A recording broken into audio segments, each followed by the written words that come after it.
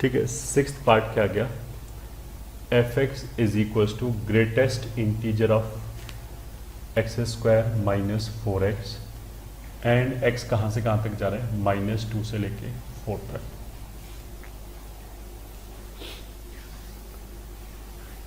देखो इसको हम ग्राफिकली सॉल्व करेंगे, मतलब रादर देन पूरा लिमिट निकालने के लिए हम ग्राफ से इसको एनालिसिस करेंगे।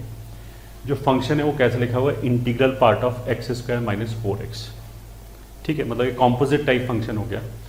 तो जो एक्स स्क्वायर माइनस 4x अंदर लिखा हुआ है वो तो एक पॉलिनॉमियल है, उसको तो कोई दिक्कत नहीं है, पॉलिनॉमियल को कोई दिक्कत नहीं है, उसमें तो एक्स कुछ भी रखो वो हमेशा कॉन्टिन्यूस ही आएगा। बट जो बाहर का ग्रेटेस्ट इंटीजर है, ठीक है, उसको दिक्कत है।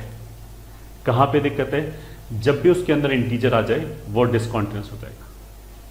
अब देखो ग्रेटेस्ट इंटीजर के अंदर यहाँ पे अगर इंटीजर आ जाए तो तीन तरह की चीज़ें हो सकती हैं, या तो वो एग्जैक्ट इंटीजर हो, या उस इंटीजर से थोड़ा सा ज़्यादा हो, या उस इंटीजर से थोड़ा सा कम हो। ठीक है, जैसे मान लिया इंटीजर आ जाए 9, तो या तो एग्जैक्ट 9 आ जाए तो आंसर कहाँ जाएगा, 9 को। अगर 9.1 9.01 ऐसे आ जाए तो भी 9 को जाएगा। देखो ये दोनों वैल्यू मैच कर रहे हैं। बट अगर 9 से थोड़ा सा कम हो जाए, जैसे 8.99 8.9 इस तरह की चीज़ हो जाए तो वैल्यू एक कम हो जाएगा, then it will B i-1। अब ये मैच नहीं करता बाकी दोनों से, इसलिए डिसकॉन्टिन्यूस हो गया। ठीक है, अच्छा इसका मतलब ये भी नहीं है कि हम आंख बंद करके बोल दें कि जब भी ये इंटीजर आएगा तभी डिसकॉन्टिन्यूस आएगा। नहीं, जब भी ये इंटीजर आएगा वहां हम चेक करेंगे ये, ठीक है, वो बाई चांस कॉन्टिन्यूस हो भी सकता है। ठीक है, कैसे हो सकता है उसी पे आ रहे हैं। देखो एक्स स्क्वायर माइनस 4x का ग्राफ हमने बनाया, तो ऐसे पैराबोला बनेगा जिसका रूट हो गया 0 एंड 4। इसने डोमेन क्या बोला है, -2 से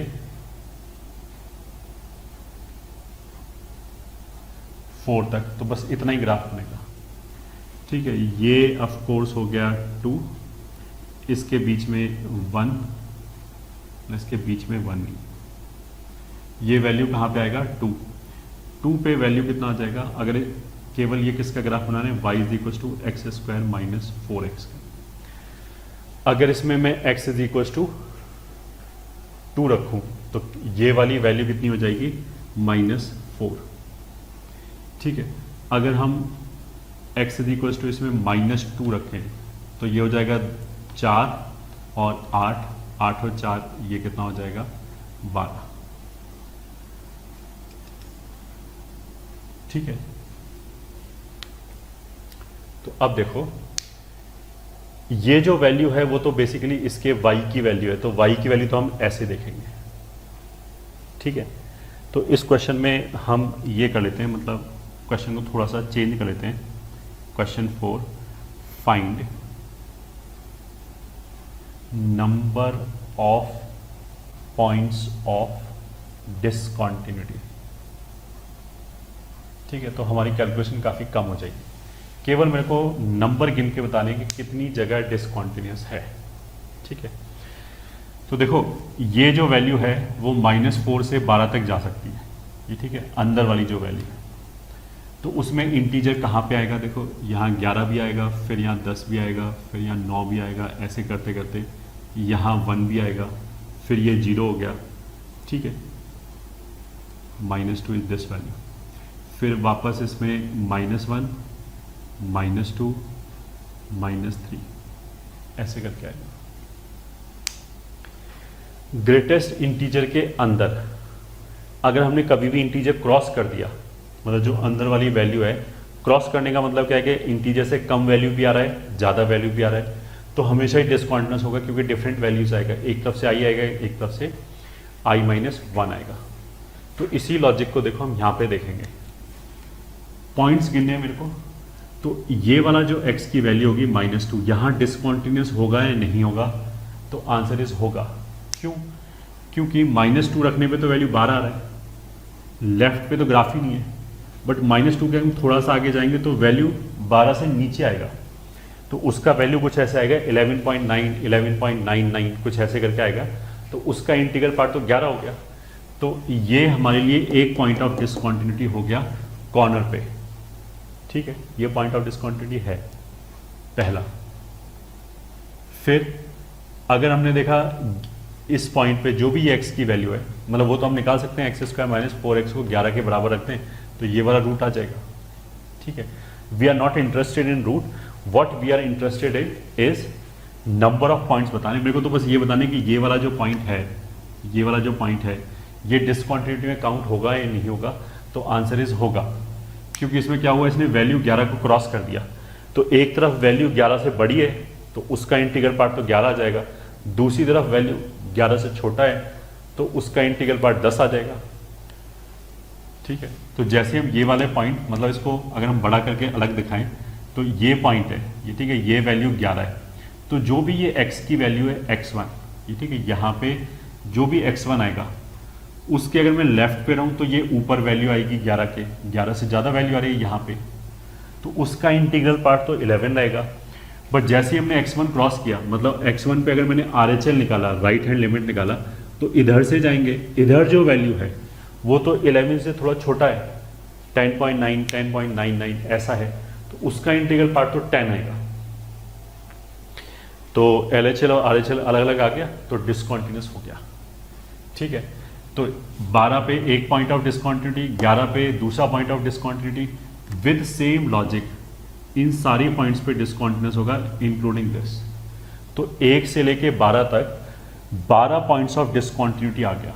मैं यहाँ पे 1, फिर 2, फिर 3, एक एक पॉइंट आ रहा है, 12 भी आ रहा है, तो 12 पॉइंट ऑफ डिसकंटिन्यूटी ये आ गया, ठीक है। फिर 0 पे भी क्रॉस कर गया, इससे इधर ऊपर से 0 प्लस आ रहा था, इसके इधर ये आ गया, तो एक पॉइंट ये भी आ गया, फिर ये भी आ गया, ये भी आ गया, ये भी आ गया, ठीक है, ये भी आ गया, ये भी आ गया, ये भी आ गया, ये भी आ गया, 4 पे क्लोज लगा रखा है।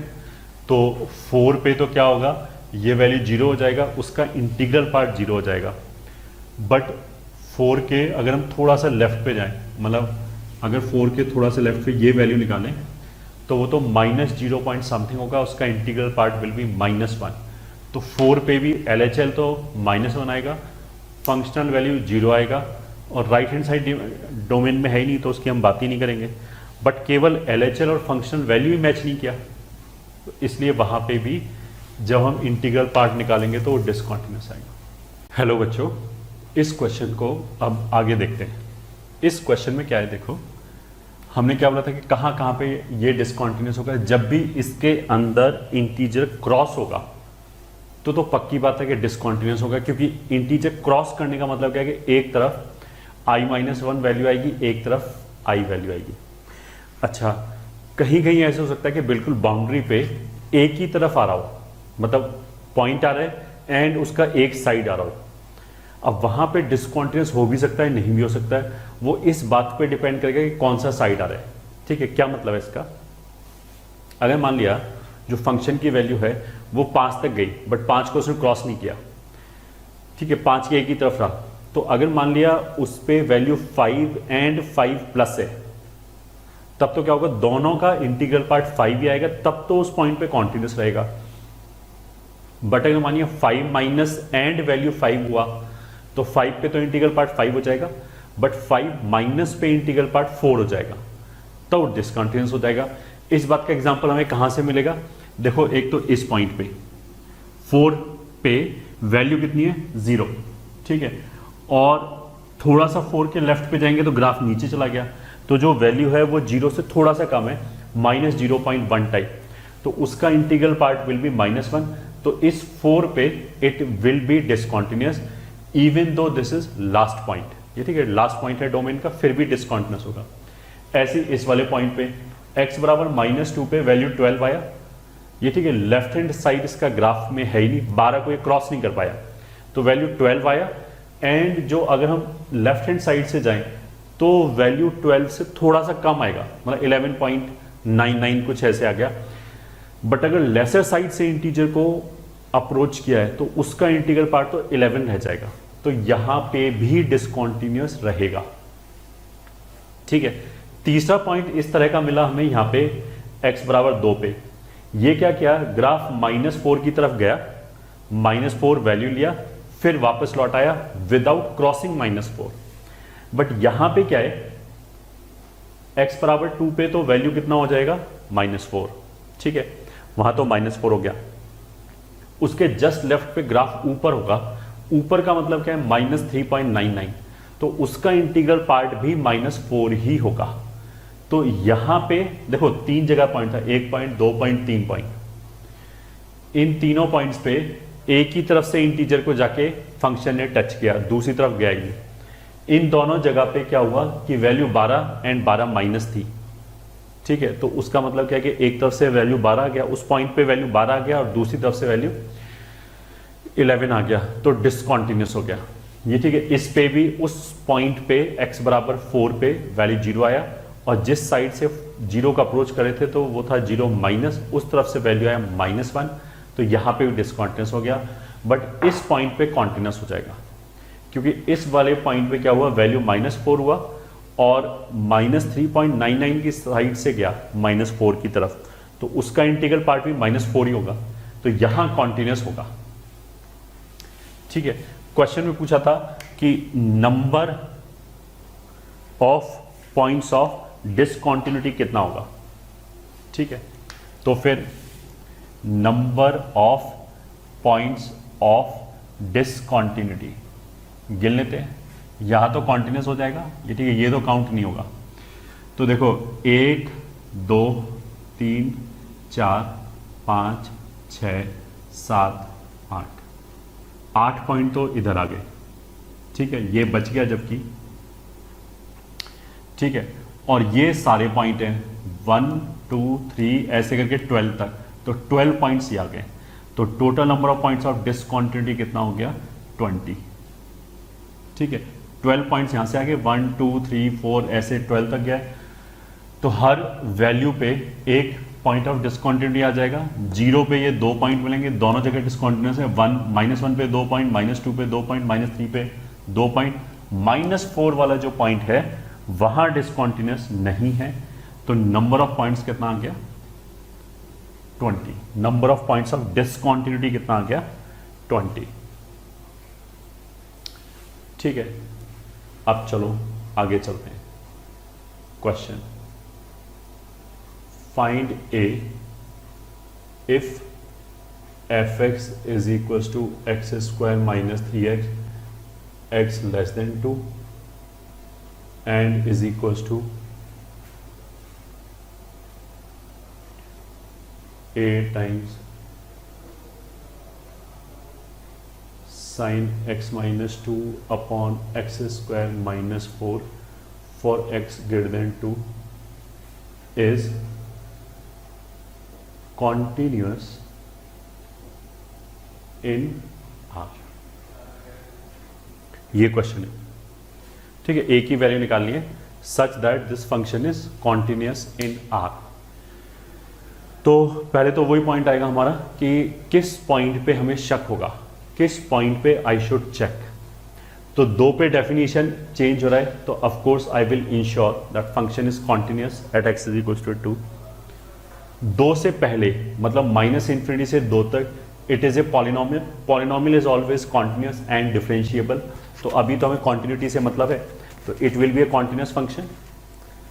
और 2 के आगे देखो एक्स स्क्वायर माइनस 4 कभी 0 नहीं होगा, 2 के आगे पॉलिनोमियल है, कॉन्टिन्यूस है एंड 0 नहीं होगा। 0 हम क्यों देख रहे हैं कि डिनोमिनेटर में, इसलिए साइन एक्स माइनस 2 हमेशा कॉन्टिन्यूस फंक्शन होता है, तो न्यूमरेटर की वजह से भी कोई दिक्कत नहीं है। तो उसका मतलब क्या है कि अगर आर में इस फंक्शन को कॉन्टिन्यूस होना है तो केवल मेरे को x इज इक्वल टू 2 पे इंश्योर करना है और कहीं कुछ देखने की जरूरत नहीं। तो अब देख लेते हैं solution for continuity at x is equal to 2। अब देखो f of 2 and f of 2 minus 2 के थोड़ा सा लेफ्ट में एंड 2 पे, दोनों जगह वैल्यू यहां से दिया जा रहा है, तो यहीं से वैल्यू निकाल लिया एक्स स्क्वायर माइनस 3x। इसमें तो देखो सीधा सीधा 2 रख सकते हैं, पॉलिनोमियल है तो किसी भी पॉइंट पे limiting value and functional value बराबर ही आएगी। तो कितना हो जाएगा 4 माइनस 6 विल बी -2। ठीक है, f ऑफ 2 प्लस मतलब RHL निकालने के लिए 2 के राइट में ये डेफिनेशन है। So this will B limit x is turning towards 2 plus a sin x minus 2 upon x minus 2 into x plus 2। ठीक है, इसमें देखो डायरेक्टली फंक्शंस तो जितने भी इन्वॉल्व हैं सब कॉन्टिन्यूस हैं, बट अगर इसमें डायरेक्टली 2 रखेंगे तो ये 0/0 का इनडिटर्मिनेट फॉर्म बन जाएगा। तो इसलिए हमने लिमिट निकाल लिया, प्रॉपरली कर लिया हमने। लिमिट निकालेंगे x 2 को जाएगा तो ये स्टैंडर्ड फॉर्मूले से कहाँ जाएगा 1 को, तो a इंटू 1 अपॉन अगर x 2 को जा रहा है तो ये कहाँ जाएगा 4 को, तो इतना आ गया a/4। अब कॉन्टिन्यूटी के लिए क्या होना चाहिए, for continuity -2 should be a upon 4, that would mean a is equals to -8 आ गया, यही आंसर आ गया। ठीक है, तो इस क्वेश्चन के हिसाब से a का वैल्यू -8 होना चाहिए। तो note it down.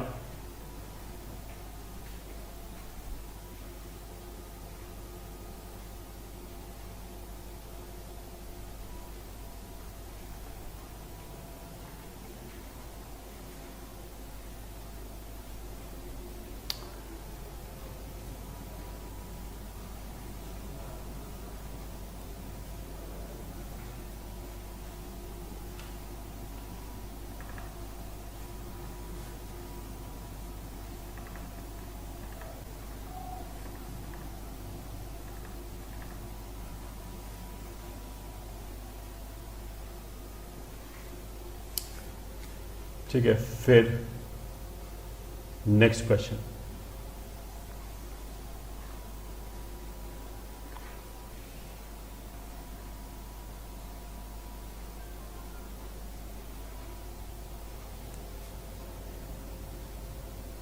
Find a, b if fx is continuous in R, where fx is equals to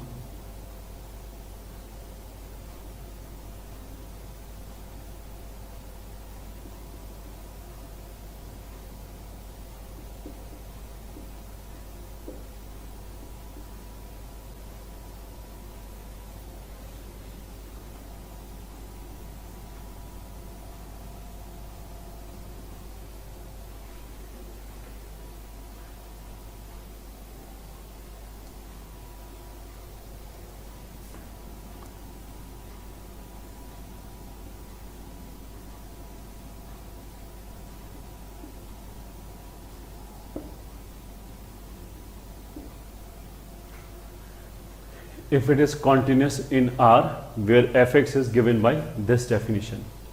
ठीक है, तो हमने थोड़ा सा बस क्वेश्चन को थोड़ा सा और इंक्रीज कर दिया। Now what we are having, zero के लेफ्ट पे ये, ठीक है, जीरो के लेफ्ट पे definition is given by 1 minus cos 4x upon x square. Zero पे a वैल्यू दे रखा है और जीरो के राइट पे हो गया b root x upon root of 16 plus root x minus 4।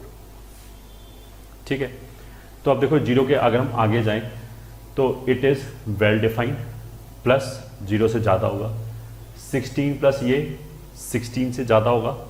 ठीक है, प्लस पॉजिटिव होगा हमेशा। Square root of that will be greater than 4, this -4 will always be positive, तो इसकी तरफ से कोई टेंशन नहीं। ठीक है, जीरो के आगे कोई टेंशन नहीं है क्योंकि जीरो के आगे ये वाला यूज करना है। ये वाला भी दिख रहा है कि पॉजिटिव है, no problem, this will be continuous zero के आगे।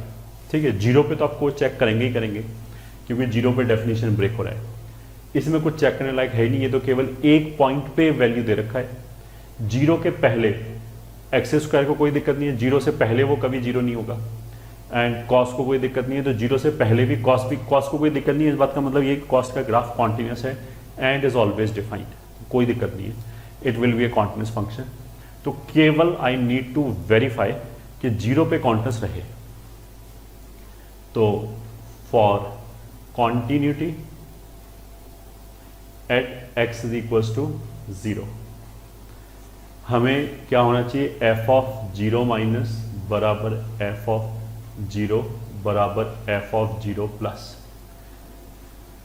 ठीक है, 0 माइनस का मतलब क्या है कि 0 से पहले, तो 0 से पहले तो ये है, ये ठीक है। अब इसमें अगर हम 0 रखें तो ये 0/0 का फॉर्म हो जाएगा। उसका मतलब क्या है कि इसके लिए तो मेरे को लिमिट निकालना पड़ेगा 1 minus cos 4x upon x square. F of 0 क्या है, फंक्शन की value at x is equal to 0, तो वो यहां से दिखाई दे रहा है, कितनी आ जाएगी, a। So this will be a equals to 0 plus कितना हो गया इसके आगे, इसके आगे भी क्या होगा, देखो ये 0 को जा रहा है, ये 0 को गया तो 16 का रूट 4 को गया, 4 माइनस 4 0, तो 0/0 का फॉर्म है, तो इसमें भी मेरे को लिमिट निकालना पड़ेगा 0 plus b into root x upon root 16 plus root x minus 4। ठीक है, अलग अलग 3 क्वेश्चन हो गए, मतलब ये तो खैर कोई क्वेश्चन नहीं हो गया, ये तो एक ही वैल्यू बस ऐसी लिखी हुई है। इसका लिमिट निकाला तो this will B limit x standing toward 0 minus, वही जो अपने लिमिट के शॉर्टकट थे वो यूज करेंगे, 1 माइनस कॉस ए को a²/2 लिख सकते हैं अगर a 0 को जा रहा है एंड अगर कॉस प्रोडक्ट फॉर्म में है। तो अभी तो we are suppose to concentrate on this only, और कहीं इधर उधर देखने की जरूरत ही है। तो इस वाले एक्सप्रेशन में ऑफकोर्स 1 माइनस कॉस जो है वो प्रोडक्ट फॉर्म है and a²/2 upon x square, ये हो जाएगा 16/2 मतलब 8, एक्सेस का कैंसिल हो गया। This is equals to limit x standing toward 0 plus b root x upon, देखो ये ऐसे लिखा है रूट ऑफ समथिंग माइनस 4, तो इसको रैशनलाइज करने के लिए हमने रूट ऑफ समथिंग प्लस 4 से ऊपर नीचे मल्टीप्लाई कर लिया। ठीक है, इस वाले रूट को रैशनलाइज किया, ये कुछ नहीं किया, ये तो ऐसे ही है, तो रूट हट जाएगा यहाँ से, इसका स्क्वायर आ जाएगा, तो आ जाएगा 16 प्लस रूट एक्स माइनस 4 का स्क्वायर इज 60। ठीक है, this 16 and this 16 will get cancel, root x and root x will get cancel. अब अगर एक्स 0 को गया तो ये 0 को गया, 4 प्लस 4 8 को गया, तो दिस विल बी 8b। तो कॉन्टिन्यूस होने के लिए क्या होना चाहिए, 8 is equal to a is equal to 8b, this implies a बराबर 8 and b is equal to 1। ये आंसर आ गया, ये आंसर हो गया। तो note it down.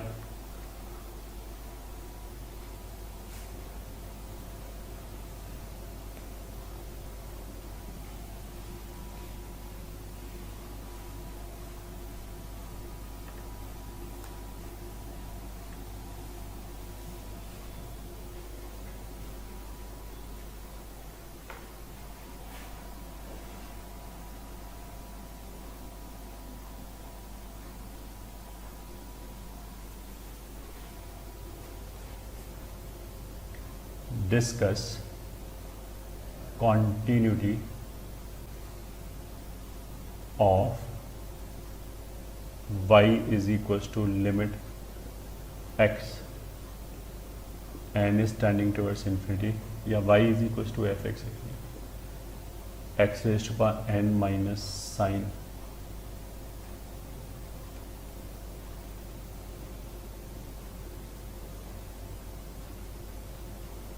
at x is equals to 1।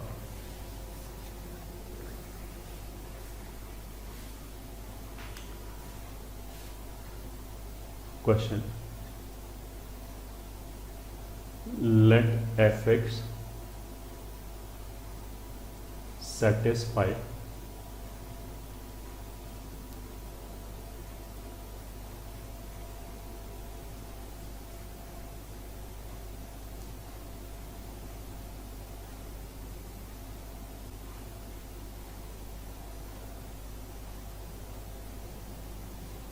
and is continuous at x is equals to 0, then prove that it is continuous in R.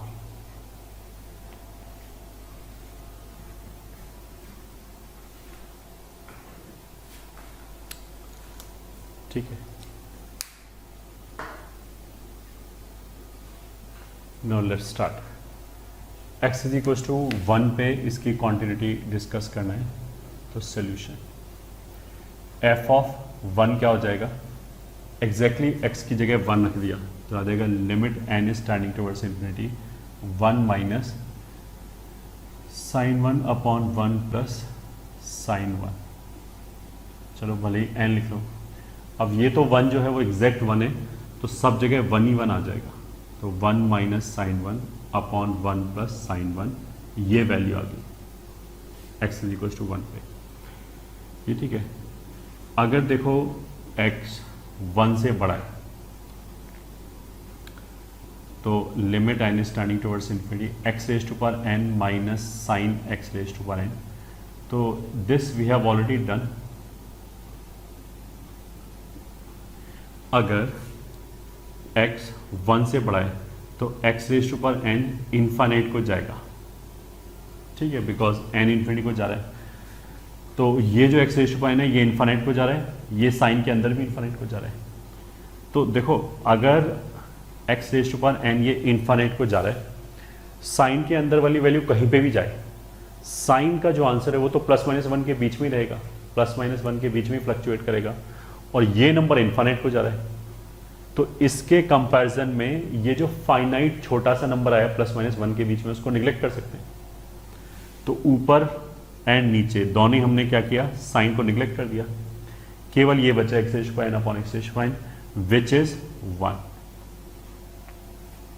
ठीक है, तो ये क्वेश्चन तो यहीं पे खत्म हो गया क्योंकि मेरे को दिख रहा है ये 1 और ये दोनों बराबर हो ही नहीं सकता. ये वाली वैल्यू तो डेफिनेटली 1 से छोटा है क्योंकि साइन 1 पॉजिटिव होगा. 1 का मतलब क्या होता है, 1 रेडियन है, 1 डिग्री नहीं. तो साइन 1 पॉजिटिव होगा तो 1 प्लस पॉजिटिव नंबर है 1 माइनस पॉजिटिव नंबर. तो ये छोटा नंबर है, ये बड़ा नंबर है, तो ऑफ कोर्स ये पूरा 1 से छोटा आएगा और ये 1 आया तो बराबर तो हो ही नहीं सकता, तो कॉन्टिन्यूस तो है ही नहीं. ये ठीक है, बट फिर भी just for the sake of explanation I am explaining कि अगर x 1 से छोटा हो जाए plus sine x raise to power n, अगर x 1 से छोटा हो जाए तब क्या होगा, अगर x 1 से छोटा है तो x raise to power n जो है वो 0 को जाएगा अगर n इन्फाइनाइट को जा रहा है. तो x अगर 1 से छोटा कोई भी नंबर है 0.9 0.99 तो this raise to power infinity कहाँ जाएगा, 0 को. ठीक है, तब तो ये क्या हो गया, अगर ये 0 को जा रहा है तो 0 को, ये भी 0 को जाएगा, ये भी 0 को, ये भी 0 को, तो सारे 0 को जा रहे हैं चारों टर्म. तो ये तो 0/0 की फॉर्म हो गया. ठीक है, अब 0/0 की फॉर्म को निकालेंगे कैसे, बहुत आसान है. हमने केवल क्या किया, x raise to power n से ऊपर नीचे डिवाइड कर दिया.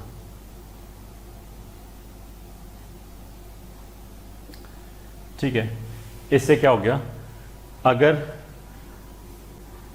n इन्फिनिटी को जा रहा है तो x raise to power n को तो तुम 1 मिनट के लिए t मान लो. x raise to power n को हमने 1 मिनट के लिए t अज्यूम किया तो ये ऐसे लिखा है साइन t अपॉन t, जहां पे t 1 को जा रहा है, सॉरी t जहां पे 0 को जा रहा है तो साइन t अपॉन t 1 को जाएगा.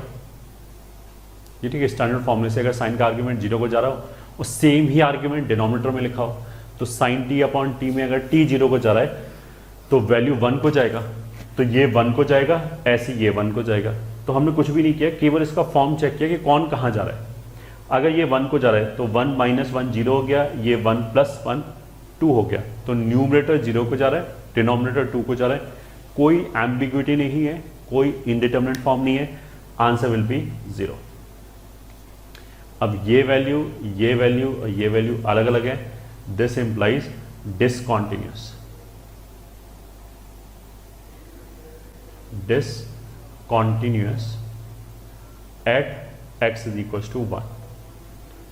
1 पे डिसकॉन्टिन्यूस है ये फंक्शन।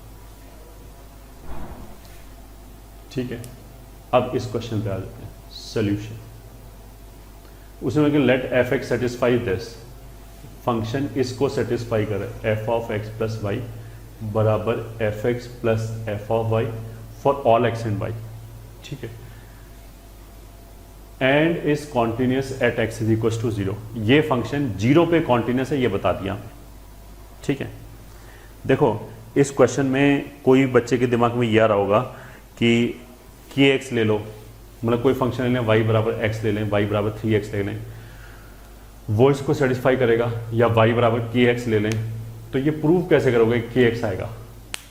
ठीक है, अगर मैंने मान लिया कोई फंक्शन ले लिया वाई बराबर मानिए मैंने 4x है, तो वो इसको सेटिस्फाई कर रहा है, ये बात तो सही है, बट ऐसा तो हो सकता है और भी कोई फंक्शन आ रहा हो जो इसको सेटिस्फाई कर रहा हो, तो उन सब के लिए एक साथ कैसे प्रूव कर सकते हैं। तो हम फंक्शन को ऐसे अज्यूम नहीं कर सकते कि मान लिया एफ एक्स ये है। ठीक है, फिर तो वेरीफाई हो गया केवल जो हमने अज्यूम किया है उस फंक्शन के लिए, बाकियों के बारे में कुछ नहीं बोल सकते। ठीक है, तो वो कोई शॉर्टकट नहीं है प्रूव करने का, ऐसे प्रूव होता ही नहीं। किसी भी स्टेटमेंट को डिसप्रूव करने के लिए, ये ठीक गलत बताने के लिए, तो हम एक काउंटर एग्जांपल दे सकते हैं कि देखो ये चीज़ यहाँ पे फेल हो गई इसलिए ये गलत है। ठीक है, बाकी कहीं देखने की जरूरत ही नहीं। बट अगर मैं किसी भी स्टेटमेंट के फेवर में 10 एग्जाम्पल दे दूं तो भी दैट डज नॉट मीन कि वो स्टेटमेंट करेक्ट है। ये ठीक है, मैथमेटिकली वो गलत हो सकता है। तो एक तो ये हो गया। दूसरा उसने बोला है कि फंक्शन कॉन्टिन्यूस है x बराबर 0 पे, तो इसमें हमने क्या किया, x बराबर y बराबर 0 रखा, क्योंकि कुछ भी रख सकते हैं, तो आ जाएगा f0 बराबर 2f0 विच विल इम्प्लाई कि f0 1 है। ठीक है, अब हमने बोला है कि continuous at x is equal to 0।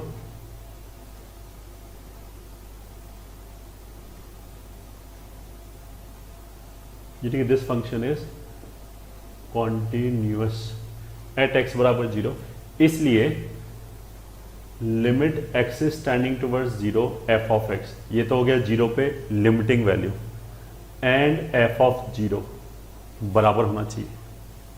ठीक है, functional value and limiting value बराबर होना चाहिए। अब फंक्शनल वैल्यू मेरे को पता है 1 है, तो उसका मतलब क्या है, limit x is standing towards 0 f of x 1 है। ये ठीक है, इसको सब्स्टिट्यूट कर दिया, ये मेरे को एक रिजल्ट पता लग गया। जो उसने बोला है ना कि फंक्शन 0 पे कॉन्टिन्यूस है, इस फैक्ट को यूज करके ये रिजल्ट आ गया। ठीक है, अब आगे चलते हैं। अब मेरे को ये प्रूव करना है कि it is continuous in R, मतलब हर पॉइंट पे कॉन्टिन्यूस है। तो हम क्या करेंगे, कोई भी एक जनरल पॉइंट ले लिया, विदाउट जनरल पॉइंट मतलब x is equal to a, x is equal to y, कुछ ऐसे ले लिया, ऐसे नहीं बोलते, x इज इक्वल टू 5 ले लिया, फिर तो 5 के लिए प्रूव होगा। तो हमने x is equal to a ले लिया, मान लिया at x is equal to a, limit x is standing towards a f x। ये ठीक है, ये कितना हो गया फंक्शन का, ये हो गया x is equal to a पे लिमिटिंग वैल्यू। अगर देखो ये limiting value functional value f of a के बराबर प्रूव हो जाए, तो उससे हमारा प्रूव हो जाएगा कि फंक्शन a पे कॉन्टिन्यूस है। अब a तो हमने बोला ही नहीं कि a क्या है, तो a के अंदर हम कुछ भी रख सकते हैं, 2, 3, 5, 7, 50, 3.99, जो वैल्यू रखना चाहे रख सकते हैं, तो बस प्रूव हो जाएगा। तो at x is equal to a I am suppose to get this is equal to f of a, मतलब ये लिमिट मेरे को f ऑफ a निकालना है। ठीक है, ऑफ कोर्स अगर मैं बोलूँ कि x a को जा रहा है, यहाँ पे a रख दें तो f ऑफ a आ गया। अगर हम ये बोलें तो ये पूरा चैप्टर पढ़ाना ही बेकार हो गया। पूरे चैप्टर में सबसे पहला चीज़ तो हमने यही बोला था कि लिमिटिंग वैल्यू अलग चीज़ होती है, फंक्शन वैल्यू अलग चीज़ होती है। ऐसे a थोड़ा रख सकते हैं, ऐसे अगर a रखते तो फिर हम क्या चेक कर रहे थे, तो हमेशा ही कर लेते ऐसे ही। ठीक है, तो ऐसे a रख नहीं सकते, वो f ऑफ a के बराबर आएगा, ये प्रूव करना है हमें गिवन इन्फॉर्मेशन से। ठीक है, अब देखो मेरे को ऑफकोर्स अगर ये दे रखा है तो इन ऑल द प्रोबेबिलिटी ये तो यूज होगा ही होगा। अब इसको यूज करने के लिए x 0 पर जा रहा है, x मतलब वेरिएबल, इसके जगह y भी हो सकता है। इस लिमिट का मतलब ये भी है कि limit y standing towards 0 f of y 1 है। ठीक है, 0 को जा रहा है, तो इसलिए हमने क्या किया, इसमें a प्लस टी रख दिया। मतलब लिमिटिंग वेरिएबल को आई वांट कि वो 0 को जाए ताकि हम ये यूज कर पाए। तो अगर x की जगह a प्लस टी रख दिया तो नया वेरिएबल t कितना हो जाएगा, x माइनस ए। अगर x a को जाएगा तो ये पूरा वैल्यू कहाँ जाएगा, 0 को। ये सब्स्टिट्यूशन हमने लिमिट्स में भी पढ़ाया था कि लिमिट कैलकुलेट करने के लिए हम सब्स्टिट्यूशन कर सकते हैं। सो this will B limit t is tending towards 0, f of x की जगह कितना आ जाएगा, a प्लस टी, या क्या। Now this is equals to limit t is tending towards 0, f of a plus t को ये यूज करके, मान लिया ये इक्वेशन 2 है, ऐसे लिख सकते हैं f of a plus f of t। सही है। अच्छा, हमने यहां गड़बड़ कर दिया, f ऑफ 0 बराबर 2f0 लिखा है, तो यहां से तो f0 1 नहीं आएगा, f0 कितना आएगा, 0। फिर उसको यहां पे सब्स्टिट्यूट करेंगे तो कितना आएगा, 0 आएगा। देखो इसने क्या बोला कि x और y कुछ भी हो, f ऑफ पहला आर्ग्यूमेंट प्लस दूसरा आर्ग्यूमेंट बराबर f ऑफ पहला argument x as it is लिख दिया, प्लस f ऑफ दूसरा आर्ग्यूमेंट ये एज इट इज लिख दिया। तो यहां पे भी अगर f of a plus t लिखा है तो उसको हम लिख सकते हैं f ऑफ पहला आर्ग्यूमेंट a, सेम लॉजिक से, वेरिएबल का नाम तो कुछ भी हो सकता है, प्लस f ऑफ दूसरा आर्ग्यूमेंट t। अब देखो लिमिटिंग वेरिएबल अगर t है तो a को तो कोई लेना देना नहीं है उससे, तो f ऑफ a को हमने बाहर निकाल दिया। सो this will B f of a plus limit t is tending towards 0, f of t। ठीक है।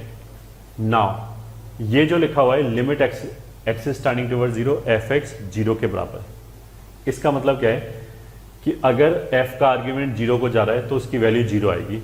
आर्ग्यूमेंट का नाम कुछ भी हो सकता है, x, y, t। तो यहां पे अगर t 0 को जाएगा तो ये लिमिट 0 को जाएगा। सो this is f of a plus 0, कहां से आया ये, फ्रॉम 1। इस इक्वेशन को यूज करके आया। यहां से ये कैसे आया, फ्रॉम इक्वेशन 2, ये यूज करके आया है। So this is equal to f of a। तो x is equal to a पे लिमिटिंग वैल्यू अल्टीमेटली कितना आ गया, f of a। f of a plus 0 of course f of a आएगा ये। ठीक है। This implies function is continuous at x is equal to a, hence in R। ये ठीक है, for all a belonging to R। सही है। हमने a को कोई स्पेसिफाई तो नहीं किया कि क्या नंबर हो सकता है, ये तो कुछ भी ले लो। तो हर पॉइंट पे ये कॉन्टिन्यूअस प्रूव हो गया।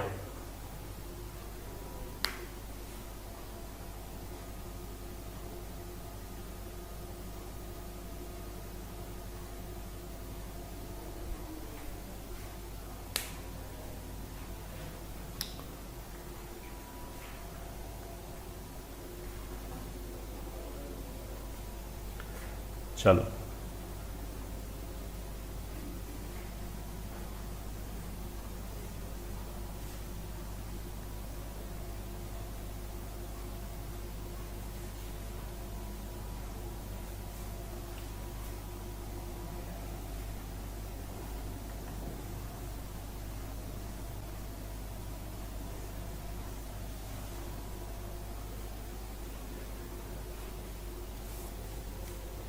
ठीक है। Next is finite point continuity.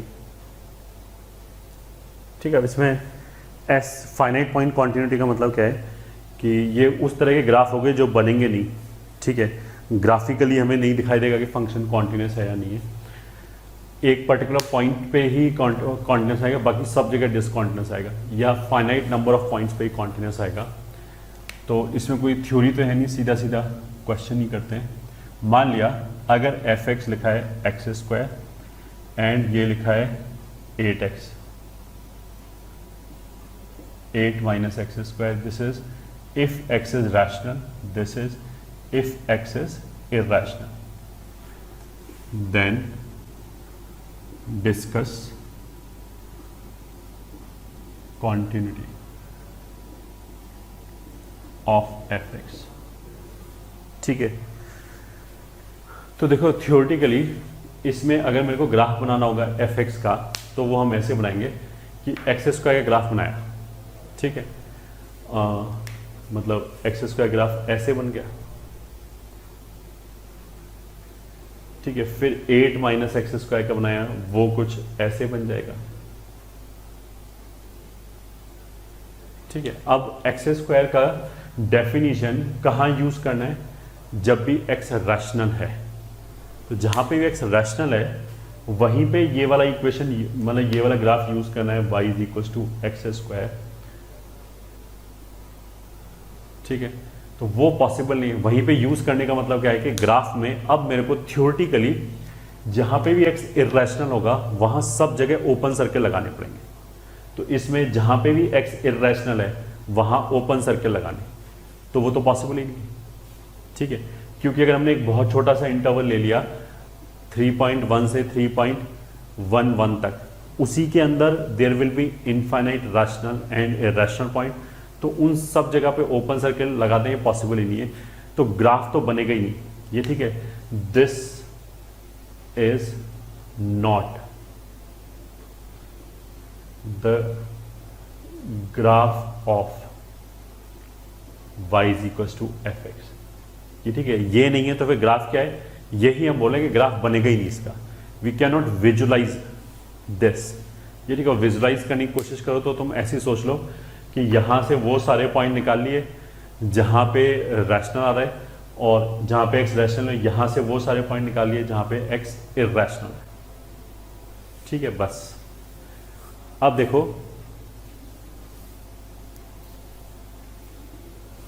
हाँ अब देखो,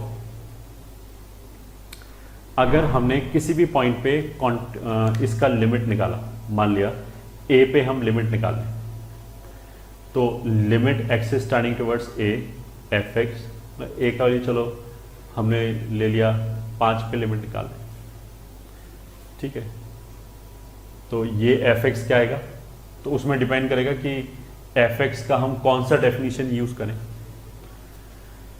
तो डेफिनेशन तो ये है, देखो हमने x 5 रखा नहीं है, ये ठीक है, हम ये नहीं बोलेंगे फर्स्ट वाला यूज कर लो क्योंकि 5 तो रैशनल है और रैशनल के लिए ये है, वो तो जब होगा जब हम x बराबर 5 रखेंगे। हमने x बराबर 5 थोड़ा ना बोला, हमने तो बोला कि हम 5 की तरफ जा रहे हैं।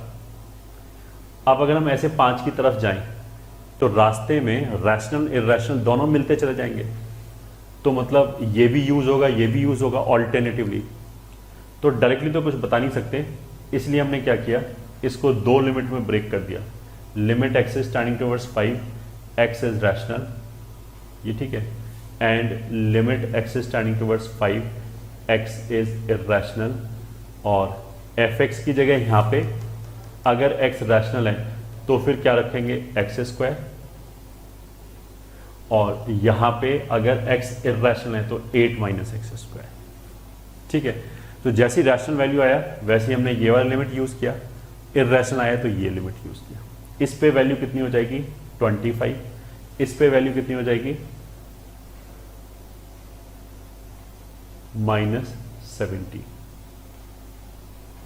ठीक है, हाँ -70, ये दोनों इक्वल है ही नहीं, तो उसका मतलब क्या है कि जैसे जैसे हम 5 की तरफ जाएंगे वैल्यू ऐसी फ्लक्चुएट करती रहेगी, एक बार 25 होगी, जैसे रैशनल आया, जैसे इर्रेशनल आया -70, फिर 25 -17, ऐसे जाती जाएगी, तो लिमिट ऑफ कोर्स इसका क्या हो गया, डज नॉट एग्जिस्ट, ठीक है। ये जो x = 5 है ये तो मैंने समझाने के लिए एग्जाम्पल के तौर पे लिया है, ठीक है। किसी के दिमाग में 5 ही क्यों लिया, 5 ने लिया नहीं है, तो मैं समझाने के लिए लिया है कि अगर x 5 है तो देन दिस, ठीक है। अब प्रॉब्लम क्या है, अगर तुम 5 की जगह मान लिया 4 ले लो तो भी अलग अलग वैल्यू आएगा, यहां से 4 पे भी कुछ ऐसी होगा, ठीक है, 10 पे भी ऐसी होगा, 11 पे भी ऐसी होगा, तो इनमें से किसी भी पॉइंट पे जो मैं पॉइंट बोल रहा हूं ये, ठीक है, ये वैल्यू अगर मैच नहीं किया तो लिमिट एग्जिस्ट करेगा ही नहीं। अब हमने बोला इसको उल्टा कि ये वैल्यू मैच कहां पे करेगा, तो जहां पे भी ये दोनों बराबर वैल्यू प्रोड्यूस करे तो वो जानने के लिए हमने ऐसे लिखा, लेट एक्स स्क्वायर बराबर 8 माइनस एक्स स्क्वायर, तो 2x स्क्वायर बराबर 8, एक्स स्क्वायर बराबर 4, x बराबर प्लस माइनस 2। तो x बराबर प्लस माइनस 2 पे क्या होगा, मतलब तुम ऐसे देखो, limit x is tending towards 2, f of x क्या आएगा, अगर x रैशनल है, अगर x इर्रेशनल है, अगर x रैशनल है तब तो क्या यूज होगा, एक्स स्क्वायर, इसमें x बराबर 2 रख दिया, मतलब अगर x 2 की तरफ जा रहा है तो लिमिटिंग वैल्यू तो ऐसे निकल आएगा 4, ये 8 माइनस एक्स स्क्वायर, इसमें अगर x बराबर 2, मतलब थियोरटिकली तो रखेंगे नहीं, लिमिट निकालने का मतलब क्या है कि ऐसे बोले 2, ये ठीक है, x इज इर्रेशनल, तो 2 इंटू 2 4 हो गया, ये भी 4 हो गया, ये दोनों बराबर आ गया, तो ये कितना आ गया 4, ये ठीक है। By now you should be able to understand कि जैसे हमने 5 पे निकाला वो लिमिट एग्जिस्ट नहीं किया, 6 पे निकालें एग्जिस्ट नहीं करेगा, 0 पे निकालें एग्जिस्ट नहीं करेगा, तो ये जो x में हमने कोई भी वैल्यू ले लिया r के अंदर, उसमें केवल 2 पॉइंट पे लिमिट एग्जिस्ट करेगा, that is plus minus 2। Plus minus 2 पे ही क्या होगा कि 8 minus x square and x square same value generate करेगा, ठीक है। अब x बराबर 2 पे क्या होगा कि जब हम 2 की तरफ जाएंगे तब तो ये दोनों यूज करेंगे, ये ठीक है, और दोनों जगह से वैल्यू 4 आएगा, और जब हम 2 पे वैल्यू निकालेंगे f ऑफ 2 निकालेंगे तो x रैशनल के लिए तो ये यूज होगा, तो इसमें सीधा 2 रखेंगे, यहां तो लिमिट निकाल लेते हैं, यहां रखेंगे तो भी वैल्यू 4 आएगा, तो limiting value and functional value equal हो गया, x इज इक्वल टू 2 पे भी एंड माइनस 2 पे भी, तो उसका मतलब क्या है कि ये फंक्शन कॉन्टिन्यूस हो गया केवल 2 पॉइंट्स पे, क्योंकि वहीं लिमिट आएगा और कहीं लिमिट ही नहीं एग्जिस्ट करेगा। तो दिस फंक्शन इज, मतलब जैसे 2 पे हुआ वैसे ही माइनस 2 पे होगा, तो हम क्या बोलेंगे, F x is continuous eight 2 points only, that is x is equals to minus 2 and x is equals to 2, x is equals to minus 2 and x is equals to 2, केवल इन्हीं 2 जगह पे फंक्शन कॉन्टिन्यूस होगा और कहीं continuous नहीं होगा, ठीक है। अगर जैसे मैंने बोला ना कि ये जो कॉन्टिन्यूटी है इसको I can not visualise on the graph of the function, ये ठीक ग्राफ बनेगा ही नहीं इसका, वो हमने बोल दिया कि ये एफ एक्स ग्राफ है ही नहीं। एफ एक्स के ग्राफ में तो यहाँ से सब ओपन सर्कल लगाओ, जहाँ पे भी इर्रेशनल तो वो लग ही नहीं सकता, तो ग्राफ बनेगा ही नहीं, ये ठीक है। तो ये जो थियोरेटिकल है इसको तो हम बोलेंगे मैथमेटिकल कॉन्टिन्यूटी है, इसका कोई ग्राफिकल मतलब नहीं है, क्योंकि ग्राफ पे हम देख ही नहीं सकते कैसे कॉन्टिन्यूस हो रहा होगा। तो pause it and note it down.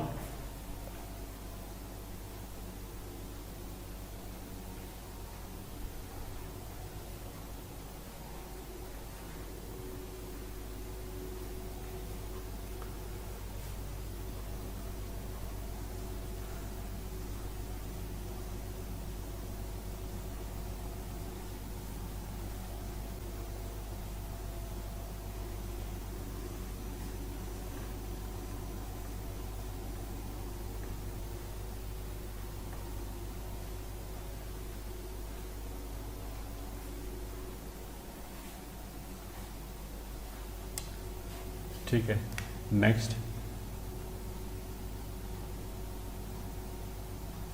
Theorems of continuity. First point, if f x is continuous in A to B, then अगर फंक्शन एफ एक्स जो है वो ए क्लोज्ड से बी क्लोज्ड में कॉन्टिन्यूस है, ठीक है, उसका मतलब क्या है, देखो ऐसे विजुलाइज करो कि ये ए हो गया, मान लिया ये बी हो गया, ठीक है, तो ए पे कोई ना कोई पॉइंट आ रहा होगा ऐसे करके, ऐसे ही बी पे कुछ ना कुछ पॉइंट आ रहा होगा ऐसे करके, अगर यहाँ क्लोज लगा रखा है। एंड अगर ग्राफ कॉन्टिन्यूस है तो इस पॉइंट से इस पॉइंट तक जाएंगे, कैसे भी जाओ ये, ठीक है। कॉन्टिन्यूस का मतलब क्या, बीचों में ब्रेक नहीं आएगा, ठीक है। अब मान लिया अगर ग्राफ नीचे गया तो कितना भी नीचे जाए विदाउट ब्रेक के इसको वापस आना है, तो मान लिया ग्राफ ऐसे पड़ा, ऐसा करते हैं, नीचे गया फिर ऊपर गया फिर नीचे आ गया। अब ऊपर जाएगा तो कहीं ना कहीं से तो उसको लौट के वापस इधर आना ही पड़ेगा।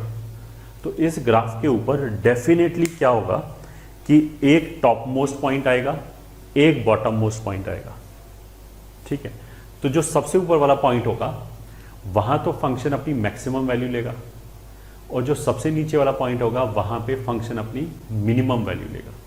तो ये जो अभी लिखाया जा रहा है इसको we can treat as a theorem या थियोरेटिकल पॉइंट, जो भी बोलना चाहो। तो ये थ्योरम ने क्या बोला कि अगर फंक्शन ए क्लोज्ड से बी क्लोज्ड में कॉन्टिन्यूस है, ठीक है, अगर, अच्छा उससे भी पहले थ्योरम का स्ट्रक्चर क्या होता है, आगे और भी थ्योरम्स आएंगे मैथमेटिक्स में। थ्योरम का स्ट्रक्चर ये होता है इफ, ठीक है, फिर देन, ये इफ और देन के बीच में थ्योरम का क्या होता है, रिक्वायरमेंट, ये ठीक है, और देन के बाद क्या होता है, असर्शन। मतलब क्या है, थ्योरम हमेशा ऐसे बोलेगा, देखो अगर ये कंडीशन सेटिस्फाई हो जाएं तब, अगर मतलब इफ ये कंडीशन सेटिस्फाई हो जाए, मतलब these are the requirements which should be fulfilled, then उसके बाद जो आगे वो बोल रहा है वो असर्शन हो गया कि मतलब वो फिर पक्का ही सही होगा। अब ये जो हमने कंडीशन फुलफिल किया है, मतलब जो थ्योरम ने कंडीशन बोला कि देखो ये फुलफिल होना चाहिए, ये ट्रू होना चाहिए, अगर उनमें से एक भी कंडीशन फेल हो जाए तो फिर थ्योरम फेल। उसका मतलब क्या है कि देन के आगे जो लिखा है उस पर ना तो हम पॉजिटिव कमेंट करेंगे ना नेगेटिव कमेंट करेंगे, ना तो हम ये बोलेंगे ये होगा, ना हम ये बोलेंगे कि ये नहीं होगा, फिर तो वो हो भी सकता है नहीं भी हो सकता, ठीक है। तो ये तो केवल कब तक बोलेगा, जब तक जो कंडीशन है वो सेटिस्फाई हो जाए। तो अभी इफ और देन के बीच में हमने ये क्या लिखा है, यही कंडीशन है इस थ्योरम का। तो कंडीशन क्या क्या है कि एक तो देखो क्लोज्ड इंटरवल होना चाहिए, उसमें फंक्शन कॉन्टिन्यूस होना चाहिए। अब मैं बोलूँ कि फंक्शन डिसकॉन्टिन्यूस हो जाए तो जितने भी आगे पॉइंट लिखाए जा रहे हैं उनमें से ऐसा नहीं कि वो सारे गलत हो जाएंगे, उनमें से जो भी रिजल्ट बोला जा रहा है वो रिजल्ट आ भी सकता है नहीं भी आ सकता, कुछ नहीं कह सकते, वो फिर डिपेंड करेगा कि फंक्शन क्या है, ये ठीक है। अगर क्लोज की बजाय ओपन हो जाए तो भी हम कुछ नहीं कह सकते, ये ठीक है, आ भी सकता है नहीं भी आ सकता। बट अगर मान लिया function a to b closed में कॉन्टिन्यूस रहे, then definitely I can say कि जो भी आगे बोला जा रहा है that will always be true, चाहे फिर फंक्शन कुछ भी हो, ठीक है। ये मैं क्यों बोल रहा हूँ बार बार स्ट्रेस देके कि देखो कुछ बच्चे ऐसे सोचेंगे अगर इसमें से एक चीज फेल हो जाए तो वो नीचे वाले रिजल्ट को उल्टा कर देंगे, उल्टा नहीं कर सकते। जैसे अभी हम बोलेंगे कि function will have its maximum value and minimum value. अब मान लिया एक कंडीशन फेल हो गया कि वो कॉन्टिन्यूस नहीं है, तो फिर वो कुछ बच्चे ऐसे बोलेंगे अच्छा इसका मतलब ये है कि मैक्सिमम मिनिमम नहीं आएगा, ऐसा नहीं है, फिर भी आ सकता है, बट कोई गारंटी नहीं है, आ भी सकता है नहीं भी आ सकता, ये ठीक है। यहां पे अगर ये कंडीशन सेटिस्फाई हुआ तो फिर देयर इज ए गारंटी कि आएगा ही आएगा,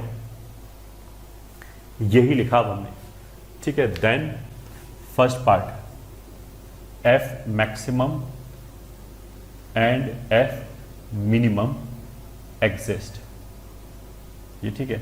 से कैपिटल एम मतलब एफ मैक्सिमम कैपिटल एम मान लिया एंड एफ मिनिमम को स्मॉल एम मान लिया रेस्पेक्टिवली, ठीक है। मतलब मैक्सिमम वैल्यू पक्की बात है कि आएगी आएगी। अगर किसी बच्चे को लग रहा है कि इसमें क्या बड़ी बात है, मैक्सिमम वैल्यू तो हमेशा ही आती है, ऐसा नहीं है। अगर मान लिया हमने ग्राफ ऐसे बनाया, ठीक है, ये 2 से लेके 5 तक, तो इस वाले ग्राफ में मैक्सिमम वैल्यू कुछ है ही नहीं। ये मान लिया 3 है, ये मान लिया 7 है, तो इसमें मैक्सिमम वैल्यू क्या है, कोई भी वैल्यू नहीं। 7 हम बोल नहीं सकते, वो इंक्लूडेड ही नहीं है, वो तो ग्राफ का पॉइंट ही नहीं है। 7 से जस्ट छोटा नंबर अगर मैं बोलूँ 6.9 बार है, तो 6.9 बार 7 ही होता है। ये हमने फंडामेंटल में पढ़ाया था, फंडामेंटल ऑफ मैथमेटिक्स में पढ़ाया था ये वाली बात। 7 से हम बोलेंगे जस्ट थोड़ा सा छोटा, तो ऐसा कोई नंबर नहीं होता जिसको हम बोल पाएंगे ये नंबर 7 से जस्ट छोटा है, तो इस ग्राफ में maximum value does not exist. ठीक है, तो यहां पे क्या बोला जा रहा है कि अगर ये कंडीशन सेटिस्फाई हो जाए कि फंक्शन कॉन्टिन्यूस है क्लोज्ड इंटरवल में, ओपन नहीं क्लोज, तो फिर पक्की बात है कि मैक्सिमम मिनिमम आएगा ही आएगा। अब इसी को कई तरीके से बोल सकते हैं। सेकंड पार्ट ये हो गया, range of function will be small m to capital M। ठीक है, इनफैक्ट ये तो हम ऑलरेडी यूज कर रहे थे रेंज निकालते समय कि अगर हमने बोला कि फंक्शन का मिनिमम वैल्यू 2 है, मैक्सिमम वैल्यू 10 है, तो कॉन्टिन्यूटी विल इंश्योर कि 2 और 10 के बीच में कुछ गायब ना हो, सारी वैल्यूज मिल जाएंगी अगर ग्राफ कॉन्टिन्यूस है तो अगर हमने बोला कि मिनिमम ये है, मैक्सिमम ये है, ठीक है, फिर हमने बोला कि रेंज ये है, तो ये दोनों अलग अलग बातें हैं। रेंज ये है, ये हम जब ही बोल पाएंगे जब मेरे को पता है कि फंक्शन कॉन्टिन्यूस है, वरना तो ग्राफ ऐसे हो सकता है कि मिनिमम वैल्यू मान लिया, ठीक है, मान लिया ग्राफ ऐसे बना, तो ये मैक्सिमम वैल्यू कैपिटल M हो गया, मिनिमम वैल्यू ये स्मॉल m हो गया, बट रेंज स्मॉल m से कैपिटल M थोड़ा ना हुआ, रेंज के अंदर तो ये वाली चीज मिस हो गई, दिस इज मिसिंग। ठीक है, हाँ, तो f maximum and f minimum exist and से capital M small m respectively, range will be small m to capital M। Third, अब देखो इसी को बोलने का तरीका क्या है कि अगर हम स्मॉल m और कैपिटल M के बीच में कोई भी नंबर उठा लें तो पक्की बात है अगर वो रेंज के अंदर है तो वो मिल जाएगा कहीं ना कहीं, x की किसी ना किसी वैल्यू के लिए मिल ही जाएगा, तभी वो रेंज के अंदर है। इसी बात को हम मैथमेटिकली कैसे लिख सकते हैं, for all alpha belonging to small m to capital M, मतलब इन दोनों के बीच में कोई भी एक नंबर उठा लो, देयर एग्जिस्ट, ये देयर एग्जिस्ट का साइन है, a beta belonging to a to b such that f of beta is equals to alpha. अब ये देखने में डरावना लग रहा है, बट हमें इस तरह के स्टेटमेंट पढ़ने आने चाहिए कि क्या बोल रहा है, क्योंकि क्वेश्चन में ऑप्शंस ऐसे दे सकते हैं, ठीक है, क्वेश्चन के अंदर इस तरह के स्टेटमेंट आ सकते हैं। अब मेरे को यही समझ में नहीं क्या बोल गया, तो फिर हम कैसे बताएंगे सही है गलत है। यहां पे इसने क्या बोला कि स्मॉल m और कैपिटल M, ये ठीक है, मान लिया ये कैपिटल M है, ये स्मॉल m है, इन दोनों के बीच में, जैसे इस डायग्राम के लिए ये कैपिटल M है, ये स्मॉल m है, इन दोनों के बीच में कोई भी नंबर उठा लो alpha, for all alpha between this, तो मान लिया हमने ये अल्फा उठा लिया, ठीक है, वाई, इन दोनों के बीच में ये उठा लिया एक वैल्यू, उसने क्या बोला, there exist a beta belonging to a to b such that f of beta is equal to alpha, मतलब कि एक x मिल जाएगा जहां पे फंक्शन की value f of x alpha के बराबर होगी। तो वो बेसिकली कुछ भी नहीं बोला है, वो ये बोला कि ये वाला जो पॉइंट है a और b के बीच में एक बीटा ऐसा मिल जाएगा जहां पे फंक्शन की वैल्यू कितनी है, अल्फा के बराबर। अगर ये x कोऑर्डिनेट बीटा है तो इसका y coordinate f of beta हो जाएगा, तो y कोऑर्डिनेट ही बोला है अल्फा के बराबर। ठीक है, अब कुछ बच्चों को क्या हुआ, क्या शक हुआ होगा कि यहां तो उसने बोला कि एक बीटा मिल जाएगा, यहां तो दो मिल रहा है, तो सही है, इसने मना कब किया कि 2 नहीं मिल सकता, इसने तो इफेक्टिवली ये बोला है कि एक बीटा मिल जाएगा, आगे उसने कुछ बोला ही नहीं कि 2 मिलेगा, 3 मिलेगा, 4 मिलेगा, कितना ही मिले, उसे क्या टेंशन है। अगर उसको ये बोलना होता है कि एक ही बीटा मिलेगा तो फिर उसको लैंग्वेज करना पड़ेगा देयर एग्जिस्ट एग्जैक्टली 1 बीटा, ये ठीक है, यहां पे वो तो उसने बोला, उसने ये तो बोला नहीं कि केवल एक ही मिलेगा। अगर उसने बोला कि there exist a beta such that f beta is equal to alpha, तो उसने क्या बोला कि इसका इफेक्टिवली मतलब ये निकलता है कि देयर इज एटलीस्ट 1 बीटा जहां पे वैल्यू अल्फा के बराबर है। तो ये बेसिकली कोई नया पॉइंट नहीं है, ये इसी से रिलेटेड है, मतलब ये बस इफेक्टिवली ये बोला है कि m और m के बीच का सारी वैल्यूज मिल जाएंगी। ठीक है, 4th पॉइंट, अब देखो अगर मैंने ये बोला कि इन दोनों के बीच का सारी वैल्यू मिल जाएगा, कोई भी y उठा लो, तो ऑफ कोर्स इन दोनों के बीच का भी सारी वैल्यू मिल जाएगा, इसके बीच में भी कोई भी उठा लो वो भी मिल जाएगा, क्योंकि अगर इसके बीच में सब कुछ मिल रहा है तो इसका अगर हमने कोई एक सब इंटरवल उठाया तो उसके बीच का भी सारा वैल्यू मिल जाएगा, तो यहां से भी मिल जाएगा सारा वैल्यू। अब this is nothing but f of b, this is nothing but f of a. तो हम ऐसे ही बोल सकते हैं कि एफ ए और एफ बी के बीच में कोई भी वाई की वैल्यू उठा लो वो मिल जाएगी, क्योंकि एफ ए और एफ बी जो है वो इसी के अंदर आएगा ना। अच्छा, एफ ए और एफ बी तो वाई की वैल्यू होगी, तो अगर ये रेंज ये है स्मॉल एम से कैपिटल एम है, तो एफ ऑफ ए और एफ ऑफ बी इसके बाहर थोड़ा चला जाएगा, वरना तो ये रेंज कैसे हो गया। अगर इसके बाहर चला गया तो फिर तो हमें इससे फालतू वैल्यू मिल रहा है, एक्स्ट्रा वैल्यूज भी मिल रहा है, ठीक है, तो फिर ये रेंज तो होना नहीं चाहिए। तो पक्की बात है कि एफ ऑफ ए और एफ ऑफ बी कुछ भी हो, वो स्मॉल एम और कैपिटल एम इसी इंटरवल के अंदर होगा। तो अगर इस इंटरवल के अंदर सारी चीज मिल रही है तो उसके हमने कोई भी सबसेट लिया तो उस सबसेट के अंदर की भी सारी चीज मिल जाएगी, ठीक है। तो इसी को हम ये बोल सकते हैं कि फॉर ऑल, ठीक है, के between f of a and f of b, के कुछ नहीं अल्फा की तरह काम कर रहा है कि एफ ऑफ ए और एफ ऑफ बी जो है उनके बीच में कोई भी के उठा लो, ठीक है, there exist a number C belonging to A to B such that कि f of C is K।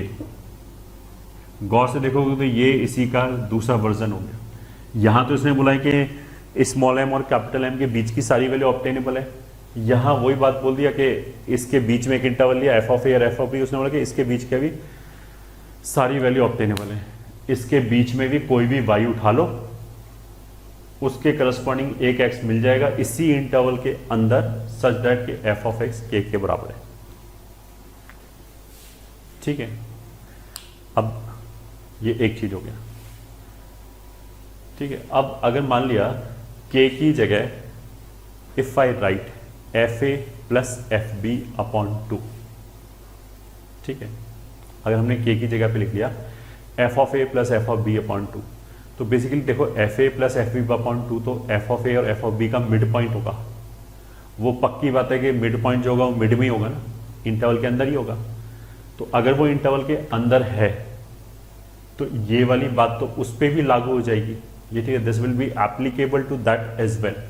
मतलब कि एक x हमें ऐसा पक्का मिल जाएगा जहां पे y की value f a plus f b by 2 होगी, ठीक है। इसी को हम क्या बोलते हैं, मीन वैल्यू थ्योरम। तो वो बेसिकली इसी का स्पेशल केस हो गया, ये ठीक है, ये जो बोला इसी का स्पेशल केस हो गया, this in fact is a general case.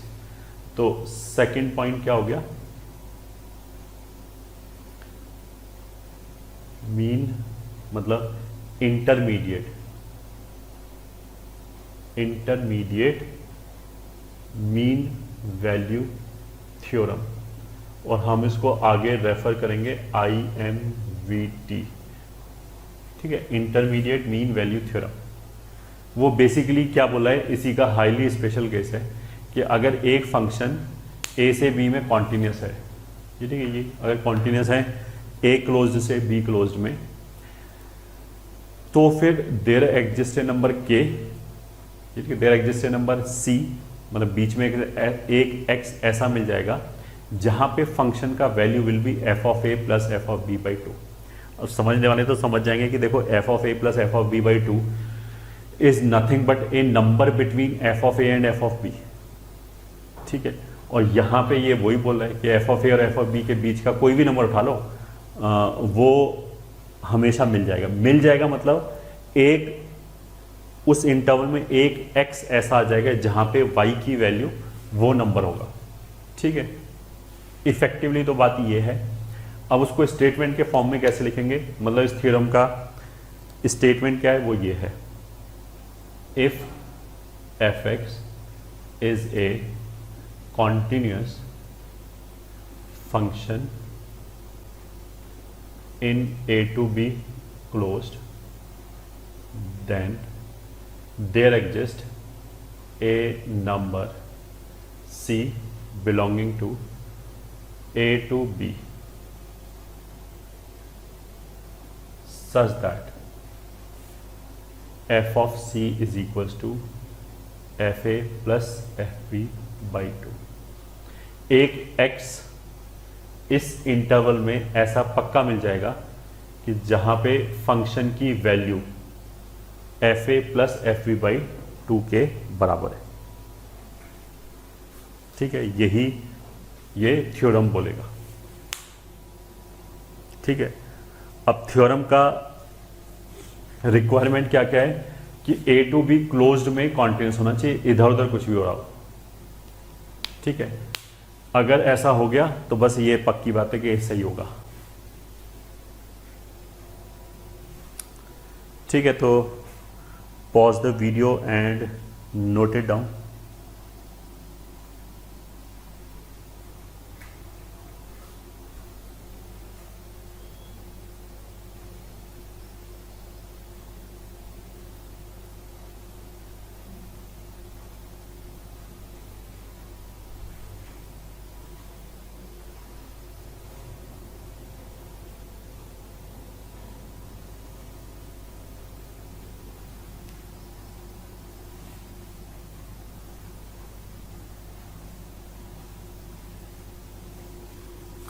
ये जो थ्योरम वगैरह हैं, इन पे we can make good questions, but those questions will be only subjective. Objective में अच्छे क्वेश्चन बनाने मतलब डिफ़िकल्ट बात है, बट थ्योरेटिकल चीज़ें पूछी जा सकती हैं। ये ठीक है, इसके अंडरस्टैंडिंग के लिए थ्योरेटिकल क्वेश्चंस हम पूछ सकते हैं। जैसे question find weather IMVT is applicable or not on fx in A to B closed in the following cases. First,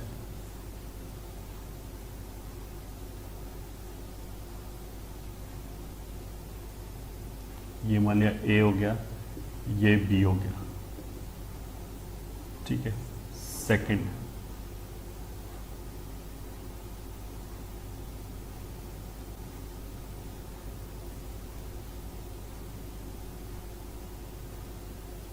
ये बी हो गया। Of course y is equal to f x का graph है। थर्ड पॉइंट,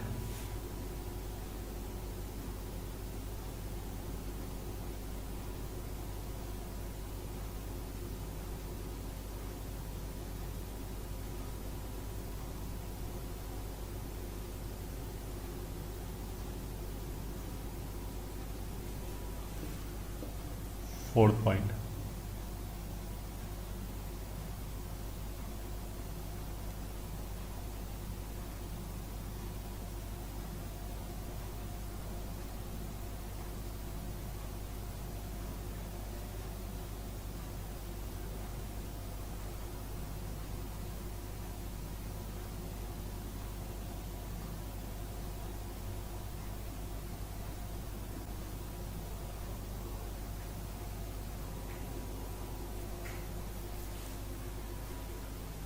तो जिस interval में भी हमें IMVT लगाना है, इंटरमीडिएट मीन वैल्यू थ्योरम, उसमें क्या क्या रिक्वायरमेंट है कि उस क्लोज्ड इंटरवल में फंक्शन कॉन्टिन्यूस रहना चाहिए, दैट्स इट।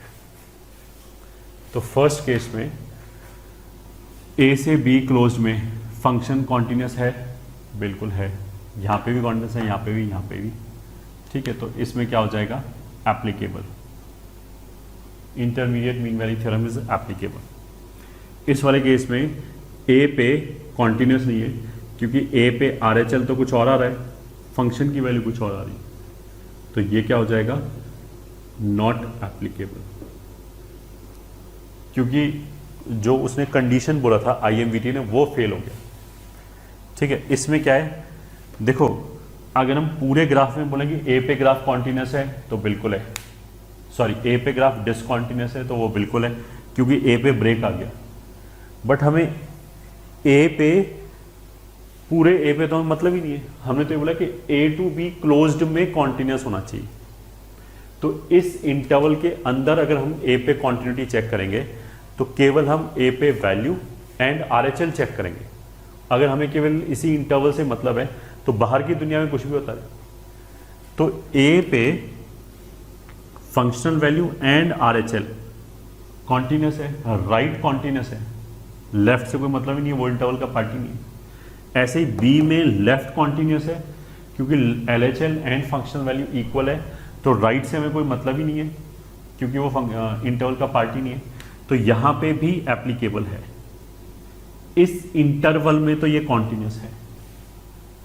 ठीक है, अगर हम इस इंटरवल को छोड़ के बाकी ग्राफ मिटा दें तो फिर ये ग्राफ कॉन्टिन्यूस आएगा। ये ठीक है, यहां पे इस इंटरवल से मतलब है, बट इस इंटरवल में भी ये ए पे धोखा दे गया क्योंकि ए पे अब हम राइट हैंड साइड से जाएंगे तो वो तो वैल्यू कुछ और आ रहा है, आरएचएल तो कुछ और आ रहा है, आरएचएल तो इस इंटरवल के अंदर ही रहेगा ना, और ए पे जो वैल्यू है वो कुछ और है, तो यहां पे एप्लीकेबल नहीं है, नॉट एप्लीकेबल। ठीक है, इसमें क्या है, ए से बी के अंदर दिख रहा है कि कॉन्टिन्यूस है, इधर उधर कुछ भी होता रहे कोई फर्क नहीं पड़ता, तो यहां पे एप्लीकेबल है। ठीक है, ये तो हो गया हमारा इंटरमीडिएट मीन वैल्यू थ्योरम।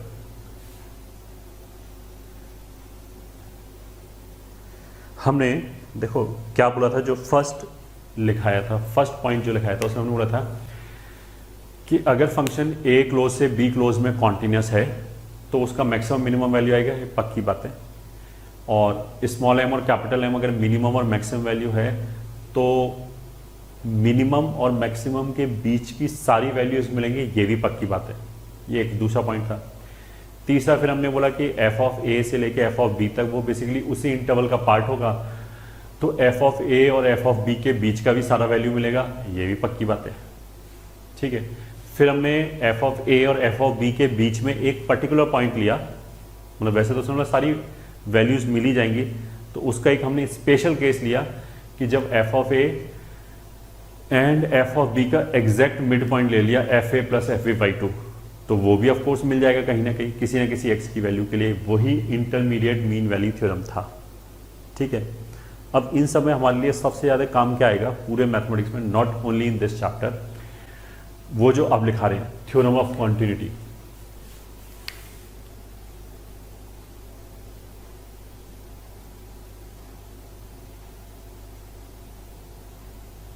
ठीक है, इसमें क्या है कि अगर मान लिया फंक्शन ए से बी क्लोज्ड में कॉन्टिन्यूस है, पहली बात कॉन्टिन्यूस है ग्राफ उसका। अब क्या है कि अगर एफ ऑफ ए और एफ ऑफ बी में से एक पॉजिटिव हो जाए एक नेगेटिव हो जाए, मान लिया वो ऑपोजिट साइन की वैल्यू हो जाए, तो फिर क्या होगा, जो ग्राफ होगा एक पॉइंट एक्स एक्सिस के नीचे होगा ए पे, मान लिया अगर ए पे नीचे तो बी पे ऊपर होगा एक्स एक्सिस के, अगर वहां वैल्यू पॉजिटिव है। मतलब हमने क्या बोला कि ए एंड बी पे जो वैल्यू आ रहा है फंक्शन का एफ ऑफ ए और एफ ऑफ बी वो उल्टा आ रहा है, उल्टे साइन का आ रहा है, मतलब एक पॉजिटिव तो दूसरा नेगेटिव। तो उस वाले केस में क्या होगा, कॉन्टिन्यूस तो ग्राफ है, मतलब ग्राफ जंप नहीं कर सकता, सडनली वैल्यू चेंज नहीं कर सकता किसी भी पॉइंट पे। तो जब हम ए वाली वैल्यू अगर वो नेगेटिव है और से बी वाली वैल्यू तक जाएंगे अगर वो वैल्यू पॉजिटिव है, मतलब एक नेगेटिव तो ऑफकोर्स दूसरा पॉजिटिव हो गया होगा तभी बात कर रहे हैं, तो फिर बीच में एक्स एक्सिस मिलेगा। एक्स एक्सिस को ग्राफ जब भी कट करता है उसको हम उस पॉइंट को हम रूट बोलते हैं। तो अल्टीमेटली क्या निकल के आया कि अगर फंक्शन कॉन्टिन्यूस है ए क्लोज्ड से बी क्लोज्ड में and f of a into f of b negative है, मतलब f of a and f of b opposite sign का है, अगर f of a into f of b negative है तो फिर क्या होगा, एफ ऑफ ए और एफ ऑफ बी के बीच में पक्का एक रूट आएगा, कम से कम एक रूट आएगा मतलब। ठीक है, ये हमने क्वाड्रेटिक वाले चैप्टर में भी यूज किया होगा थोड़ा बहुत। ठीक है, इसी को लिखते हैं, let f x is continuous in a close से b closed, and if f of a into f of b is less than 0, then there exists a root c belonging to a to b such that f of c बराबर 0. there exists a number लिख दो, ये ठीक है. F of सी 0 हो गया तो सी अपने आप रूट हो गया, जहाँ पे वैल्यू 0 आती है उसी को रूट बोलते हैं. एफ ऑफ सी बराबर 0.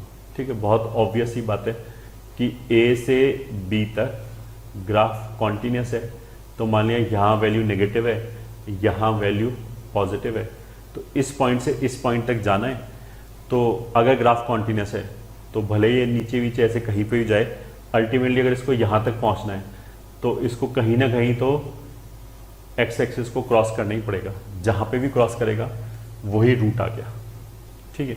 अच्छा, ऑफ कोर्स ये बताने की जरूरत नहीं, ये बाहर बाहर जा नहीं सकता, ये समझ आता है. अगर ये ऐसे चला जाए तो फिर ये ग्राफ ही नहीं बचा, सॉरी फिर ये फंक्शन नहीं बचा, क्योंकि फिर क्या होगा, अगर ऐसे घूम गया तो एक ही एक्स पे 2y आ गया, फिर तो ये फंक्शन नहीं है. तो जाना तो इन्हीं दोनों के बीच से ही पड़ेगा बी पे. ठीक है. तो ये भी एक थ्योरम है, और इस थ्योरम में जैसे हमने बोला ना कि स्ट्रक्चर क्या होता है, किसी भी थ्योरम का स्ट्रक्चर क्या होता है, वो हमने क्या बोला था,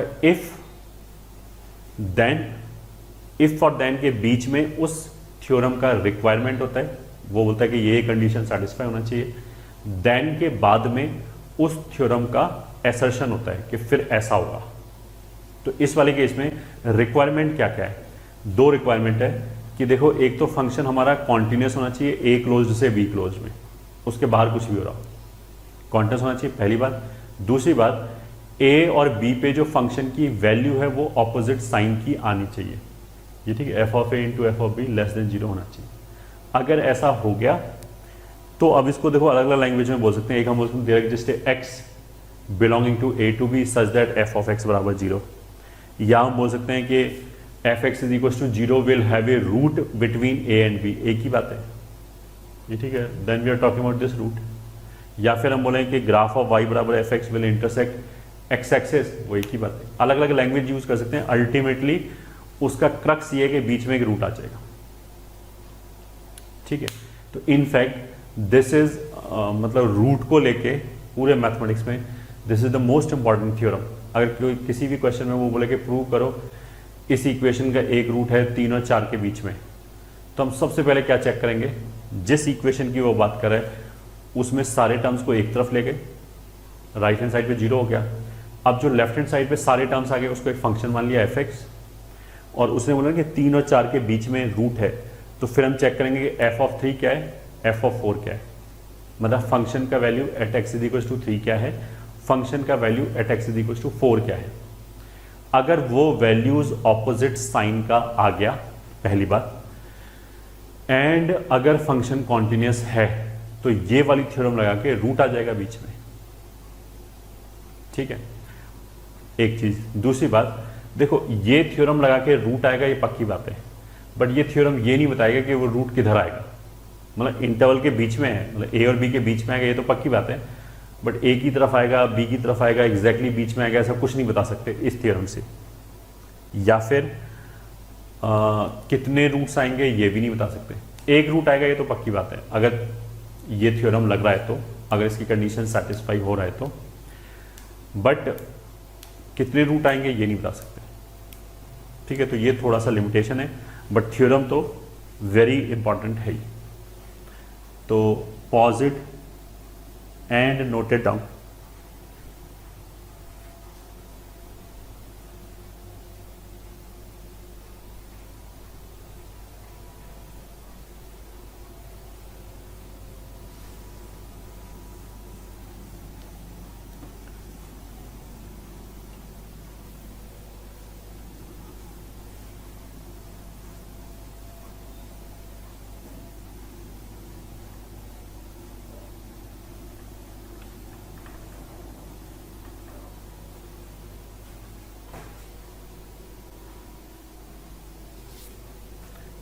ठीक है, तो जैसे क्वेश्चन करते हैं।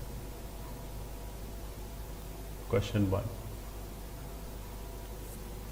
Prove that the equation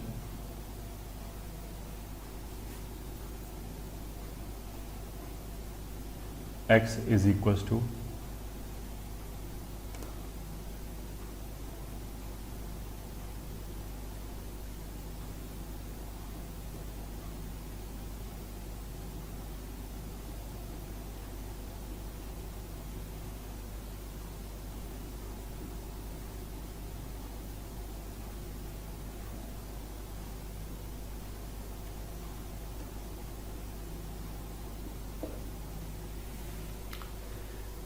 in the interval 0 to 1।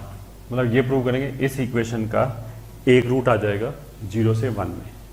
ठीक है, तो जैसे ही हमने ये पढ़ा कि इस इक्वेशन के रूट की बात चल रही है एंड उसने वैल्यूज बताया कि इन दोनों के बीच में 0 और 1 के बीच में, तो सबसे पहले हम क्या करेंगे, सारे टर्म्स को एक तरफ किया, सोल्यूशन लेट, इसको इधर ले आए। अब जो लेफ्ट पे टर्म्स आए उसको एफ एक्स बोल दिया, तो एफ एक्स बराबर x minus cos pi by 2x upon x cube plus x square plus 1। ठीक है, अब अगर हमें 0 और 1 के बीच में रूट देखना है तो फिर हमने f ऑफ 0 चेक किया, f ऑफ 1 चेक किया। f ऑफ 0 कितना होगा, 0 रखने पे ये 0 हो गया, 0 0 कॉस 0 तो 1 होता है, तो 1 अपॉन 1 माइनस 1 हो गया, मतलब नेगेटिव वैल्यू आ गई। f ऑफ 1 रखने पे ये कितना हो जाएगा 1 माइनस, यहाँ 1 रखेंगे तो कॉस 90 0 होता है, तो 0 वैल्यू कितना आ गया 1। तो 0 पे वैल्यू -1 आ गया और 1 पे वैल्यू 1 आ गया, मतलब ऑपोजिट साइन का वैल्यू आ गया। अब कॉन्टिन्यूटी देखेंगे, x पॉलिनोमियल है कॉन्टिन्यूस होगा, कॉस ऑफ समथिंग कॉन्टिन्यूस होगा, polynomial x cube plus x square plus 1 continuous होगा। ठीक है, एंड जिस इंटरवल में हम बात करें 0 के आगे आगे, तो 0 के आगे तो ये भी पॉजिटिव है, ये भी पॉजिटिव, ये भी पॉजिटिव, तो कहीं 0 नहीं होगा। तो अगर कोई भी टर्म डिनोमिनेटर में होता है तो हमको ये भी वेरीफाई करना पड़ता है ना कि वो कहीं ऐसा ना हो कि 0 हो जाए, ये ठीक है, तो 0 भी नहीं होगा, ये ठीक है, एंड कॉन्टिन्यूस है, तो एफ एक्स पूरा कॉन्टिन्यूस हो गया, प्लस 0 और 1 पे ऑपोजिट साइन की वैल्यूज है। ठीक है, तो now as f x is continuous and f of 0 into f of 1 is less than 0, ये ठीक है, f of 0 -1 है, f of 1 this है, hence this implies using theorem of continuity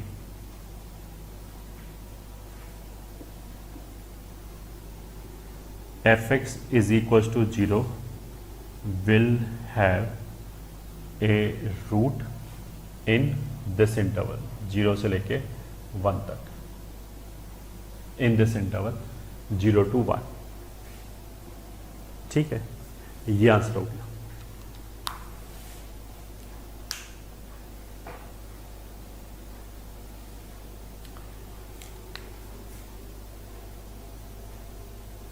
question 2, true false.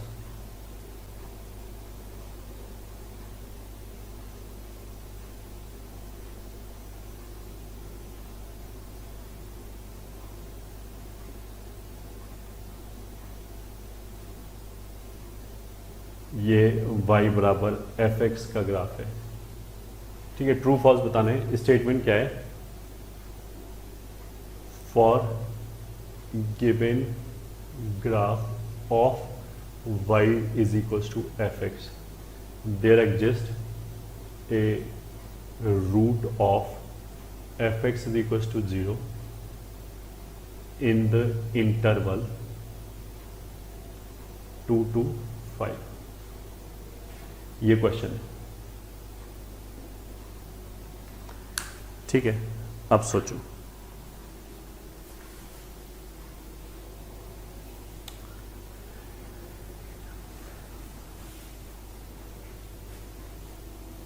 इसने क्या बोला है कि फॉर दिस ग्राफ ये ठीक है, f x is equal to 0, मतलब वही रूट ढूंढ रहे हैं, आ जाएगा इस इंटरवल में 2 to 5, 2 to 5 में एक रूट आ जाएगा, ठीक है।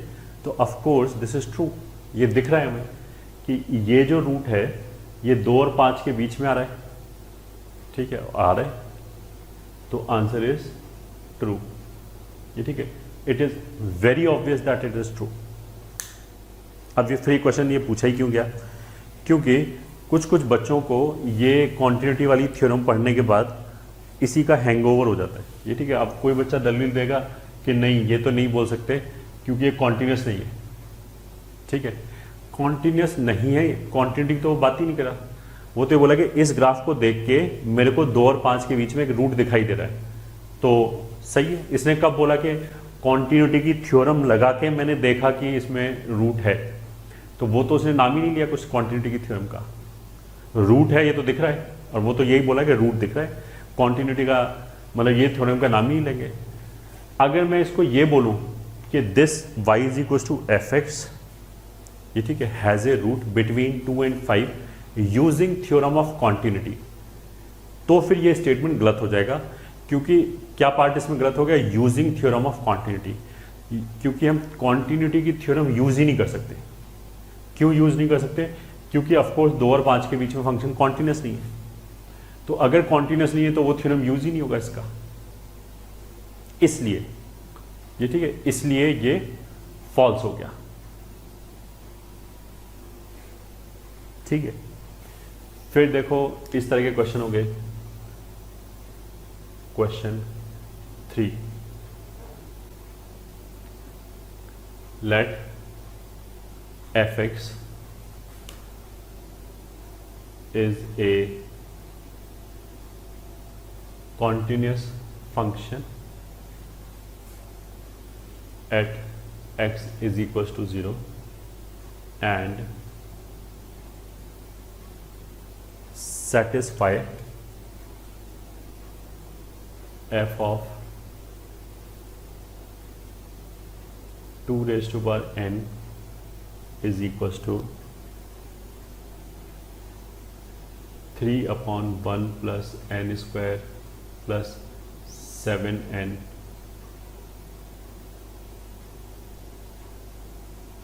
या n square plus n plus 7, ये ठीक है, plus 1 upon n square plus sign n plus 3, ठीक है। देन फाइंड f ऑफ 0, मैंने ये क्वेश्चन हो गया,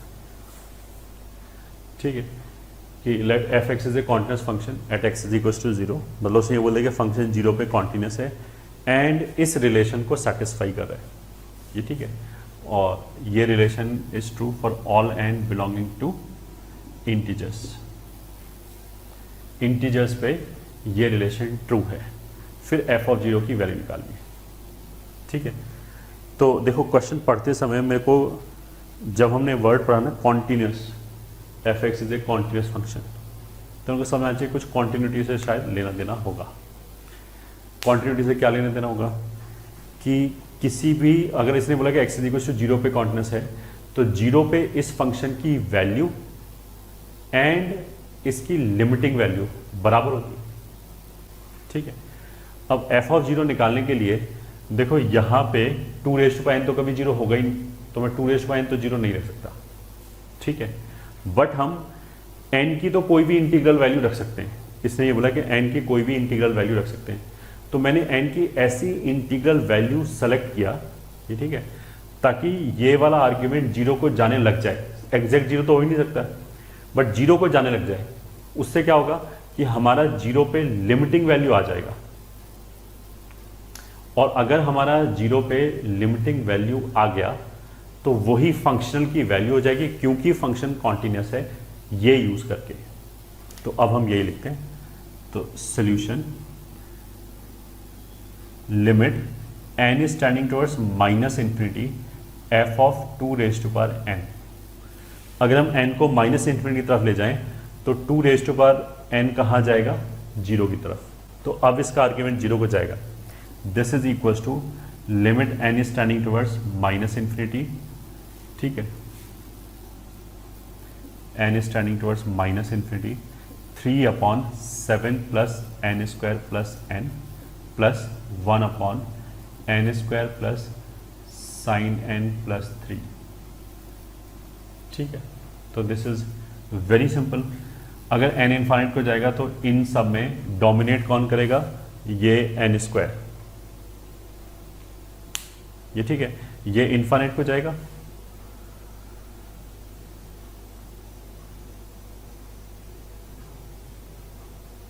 हाँ ये n स्क्वायर इन्फिनिटी को जाएगा, n स्क्वायर निगलेक्ट हो गया, फाइनाइट अपॉन इन्फिनिटी ये कहाँ जाएगा, जीरो को। ऐसी n स्क्वायर और साइन एन में, साइन एन तो प्लस माइनस 1 के बीच में फ्लक्चुएट करेगा, तो n स्क्वायर के कंपेरिजन ये भी निगलेक्ट हो गया, यहाँ पे भी n स्क्वायर डोमिनेटिंग होगा, तो अगर वो इन्फिनिटी को जाएगा तो ये भी कहाँ जाएगा, जीरो को। तो इसकी लिमिटिंग वैल्यू कितनी होंगी, 0 + 0 विल बी 0। ठीक है, सिंपल।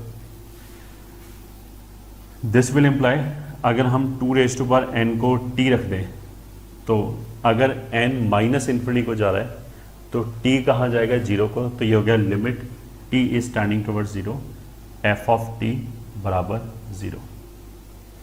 ये ठीक है, ये हो गया फंक्शन का 0 पे limiting value. Now as fx is continuous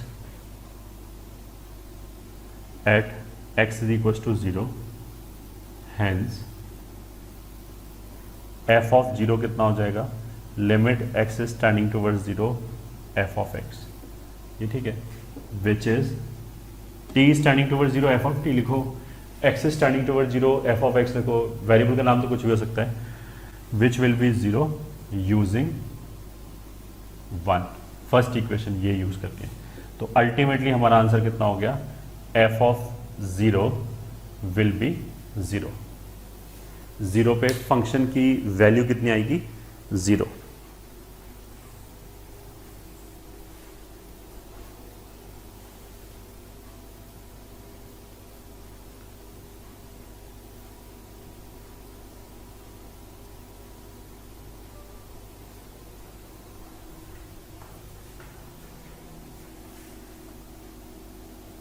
hello बच्चों, आज हम डिफरेंशिएबिलिटी से शुरू करेंगे।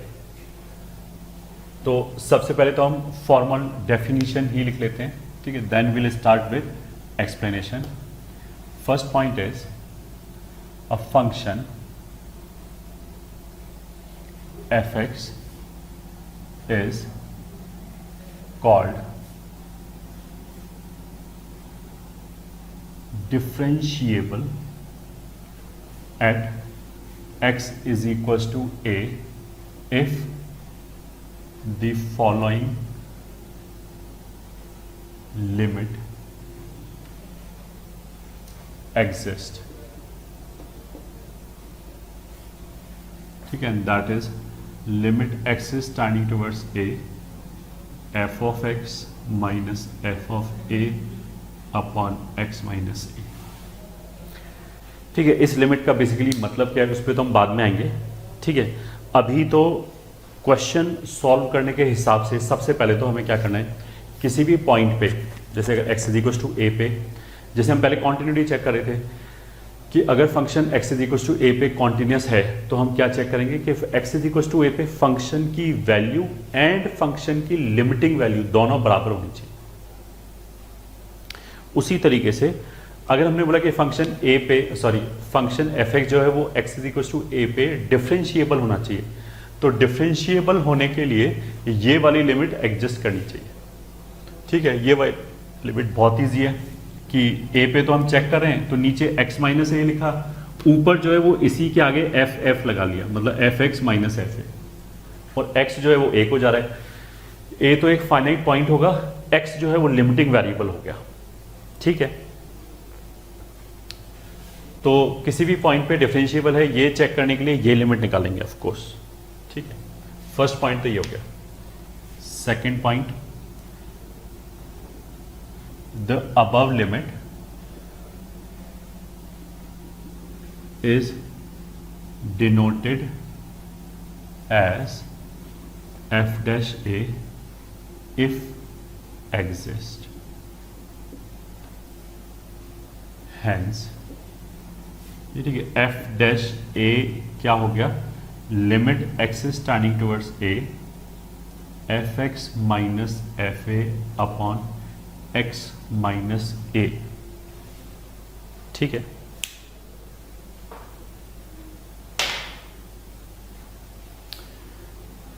Limit x is tending towards a f x minus f a upon x minus a, ठीक है। अब इसमें चाहो तो हम वेरिएबल चेंज कर सकते हैं। हमने x की जगह मान लिया a प्लस एच रख दिया, तो a तो एक कांस्टेंट नंबर है जहां पे हम डिफरेंशिएबिलिटी की बात कर रहे हैं, तो h कितना हो जाएगा, x माइनस ए, ठीक है। तो x अगर a की तरफ जा रहा है तो ये a माइनस ए जीरो की तरफ जाएगा, तो h will tend towards zero. ये कितना हो जाएगा, f of a plus h minus f a upon x minus a को लिख सकते हैं एच। तो ये दोनों एक ही बात है, ऐसे लिखो ऐसे लिखो। सब्स्टिट्यूशन में तो हमने ये बोला था कि लिमिट के अंदर कि जो मैक्सिमम स्टैंडर्ड रिजल्ट्स हैं ये, ठीक है, वो हमारे h बराबर जीरो पे, मतलब x बराबर जीरो पे लिमिटिंग वैल्यू के स्टैंडर्ड रिजल्ट्स हैं। तो ऐसा हो सकता है कि हम इसको इसमें कन्वर्ट कर लें तो हमें रिजल्ट जल्दी दिखाई जाए, ये ठीक है। अदरवाइज इसका एज सच कोई यूज़ नहीं है। अगर मैथमेटिकली कोई डिफरेंस नहीं है, अगर मान लिया यहाँ से क्वेश्चन सॉल्व हो तो यहाँ से भी हमेशा ही हो जाएगा, इसमें कोई नई इन्फॉर्मेशन नहीं है, but just for the sake of, जैसे बोलते हैं ना, ईजीनेस, या फिर हमें जल्दी दिखाई दे जाए, उसके लिए वी कैन यूज दिस, ठीक है। तो ये एफ डैश ए का डेफिनेशन हो गया। अब ये जो लिमिट लिखा हुआ है इसका लेफ्ट हैंड लिमिट भी आएगा, राइट हैंड लिमिट भी आएगा। जब वो दोनों बराबर होगा तो फिर हम बोलेंगे कि वो जो बराबर वैल्यू है वो एफ डैश ए के बराबर है, ये ठीक है। बोलेंगे मतलब एफ डैश ए कुछ अलग से हमें कैलकुलेट नहीं करना पड़ेगा, बस इसका जो LHL आएगा, इस लिमिट का जो लेफ्ट हैंड लिमिट आएगा, ये ठीक है, एंड जो इस लिमिट का राइट हैंड लिमिट आएगा, अगर वो दोनों बराबर हैं तो हम ये बोलेंगे ना लिमिट एग्जिस्ट कर रहा है, ठीक है। तो वो जो लेफ्ट हैंड लिमिट है इसका, इस एक्सप्रेशन का, इस लिमिट का जो लेफ्ट हैंड लिमिट है, that is called function f x के लिए लेफ्ट हैंड डेरिवेटिव, ठीक है। तो अब इसी को लिख लिया, third point, left hand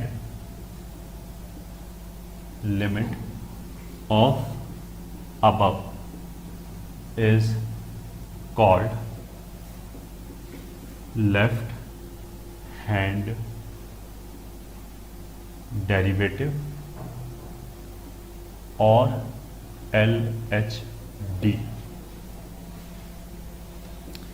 of y is equals to fx at x is equals to a, ठीक है। तो left hand derivative at x is equals to a will be equals to f dash a minus, इससे denote करेंगे, which is equals to, अब इसका LHL लिखना है तो बहुत आसान है, x is turning towards a minus f x minus f a upon x minus a हो गया, या फिर h is turning towards zero minus f of a plus h minus f a upon h हो गया, ठीक है। इसको चाहो तो हम ऐसे भी कन्वर्ट कर सकते हैं कि यहाँ पे तो ये लिखा है ना h जीरो माइनस को जा रहा है, अगर हम इसमें h की जगह माइनस एच रख दें तो this can also be written as h is turning toward zero plus f of a minus h minus f of a whole divided by minus H,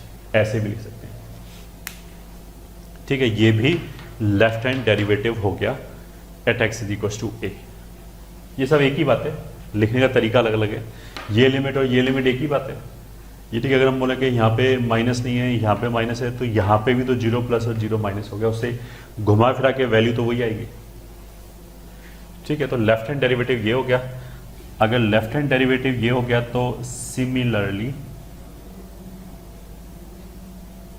right hand derivative at x is equal to a is equal to limit h is turning towards, मतलब चलो पहले वैसे लिख लेते हैं, इसके हिसाब से तो कैसे लिखा जाएगा, एफ डैश ए प्लस, फिर इस लिमिट के हिसाब से limit x is turning towards a plus f x minus f a upon x minus a, फिर उसके आगे लिमिट के हिसाब से limit h is tending towards 0 plus f of a plus h minus f of a upon h।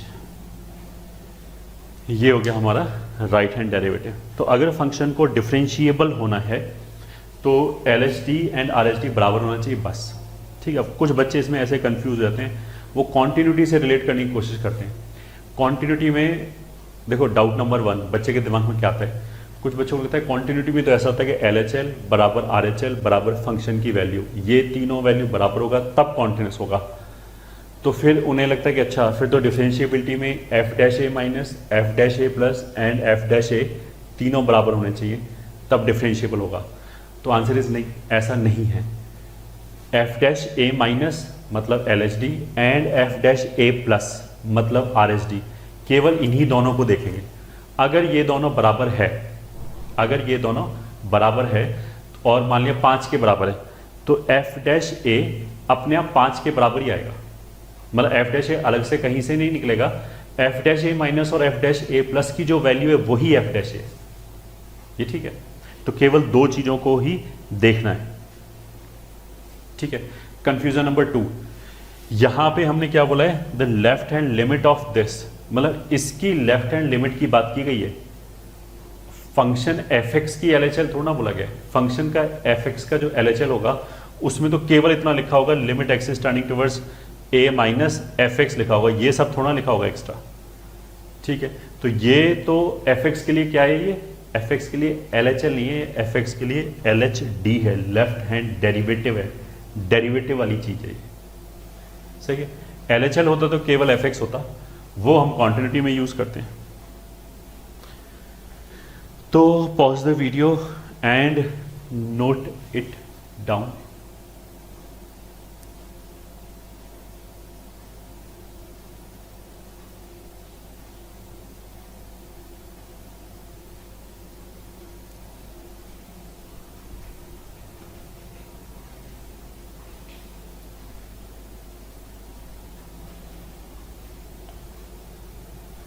Four points हो गए।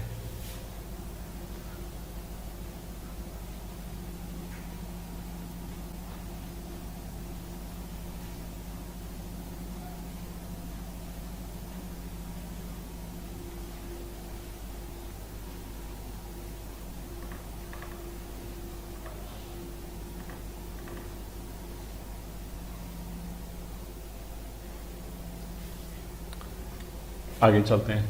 5th point में क्या है, for function to B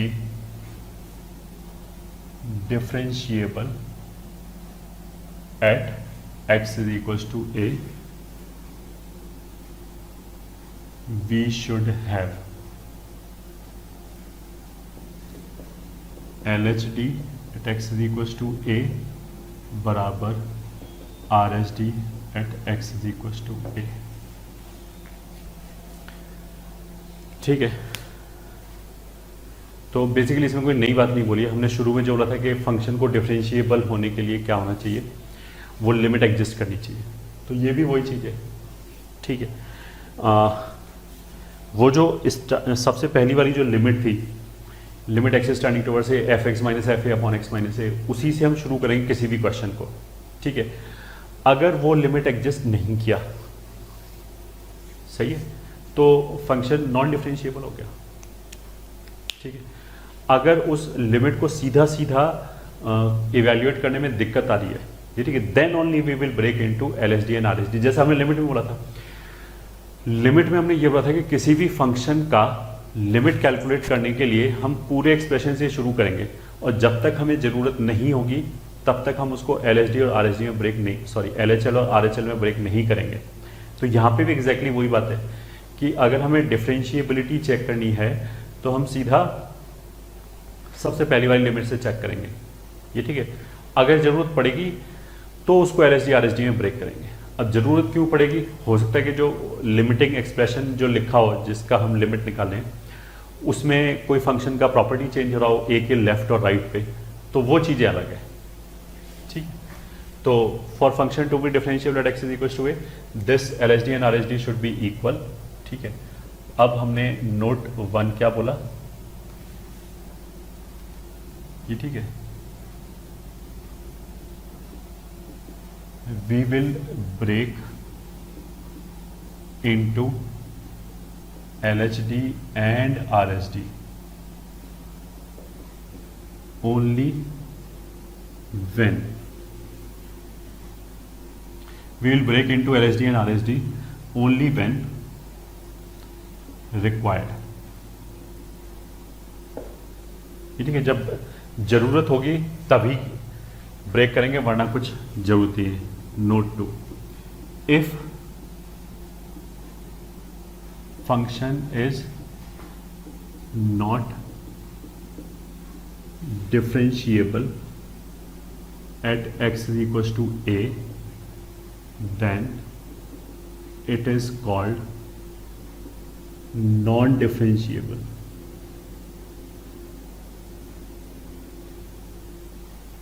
then it is called non-differentiable at x is equals to a। ठीक है, मतलब ये कोई ऐसे हाई फाई पॉइंट तो है नहीं, दिस इज टू ऑब्वियस कि अगर नॉट डिफरेंशिएबल नहीं है तो हम क्या बोलेंगे, नॉन डिफरेंशिएबल। ठीक है,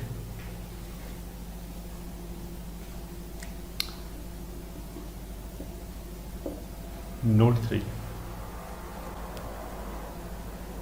if function is non-differentiable at x is equals to a, then at that point its graph will either be, ठीक है। डिसकॉन्टिन्यूटी में हमने क्या बोला था कि अगर एक फंक्शन डिसकॉन्टिन्यूस है एक पॉइंट पे x इज इक्वल टू ए पे, तो फिर क्या होगा, x इज इक्वल टू ए पे उसके ग्राफ में ब्रेक आएगा। ठीक है, डिसकॉन्टिन्यूटी का मतलब क्या है, ग्राफ में ब्रेक आएगा। उसी तरीके से नॉन डिफरेंशिएबिलिटी का मतलब क्या है, ग्राफिकली उसको कैसे देखेंगे, अगर फंक्शन ग्राफ बन रहा है तो ग्राफिकली देखने के लिए देखो क्या क्या हो सकता है, या तो उस पॉइंट पे फंक्शन डिसकॉन्टिन्यूस होगा, ठीक है, या फिर उस पॉइंट पे सडनली फंक्शन चेंज हो रहा होगा। ठीक है, फंक्शन का स्लोप सडनली चेंज हो रहा होगा। उसको हम क्रूड लैंग्वेज में ऐसे बोलते हैं कि ग्राफ स्मूथ नहीं होगा, ये ठीक है, ग्राफ में कॉर्नर होगा, इस तरह की वर्ड यूज करते हैं। या फिर हम बोलेंगे कि टेंजेंट वर्टिकल होगा। ठीक है, तो वही चीज लिखा जा रहा है, if function is non differentiable at a point then its graph will either be, ठीक है, first part discontinuous at x is equal to a. तो अगर ऐसा है तो कुछ मान लिया, अगर ऐसे ग्राफ है ये, ठीक है, तो ए पे ये डिसकॉन्टिन्यूस भी है एंड नॉन डिफरेंशिएबल भी है। This is discontinuous and non differentiable.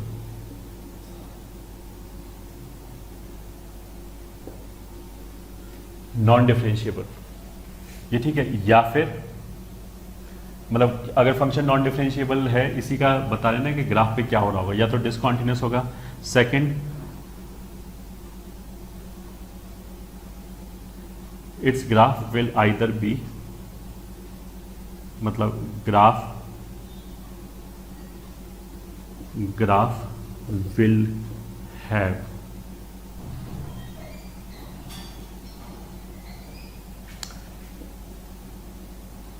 geometrically sharp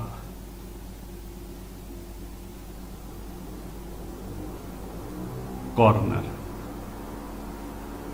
ठीक है, it's graph will either have geometrically sharp corner, मतलब कुछ ऐसे करके कि जैसे ग्राफ ये जा रहा है फिर ऐसे चला गया, ये ठीक है। तो इस वाले ग्राफ में at x is equal to a function is continuous तो है बट नॉन डिफरेंशिएबल।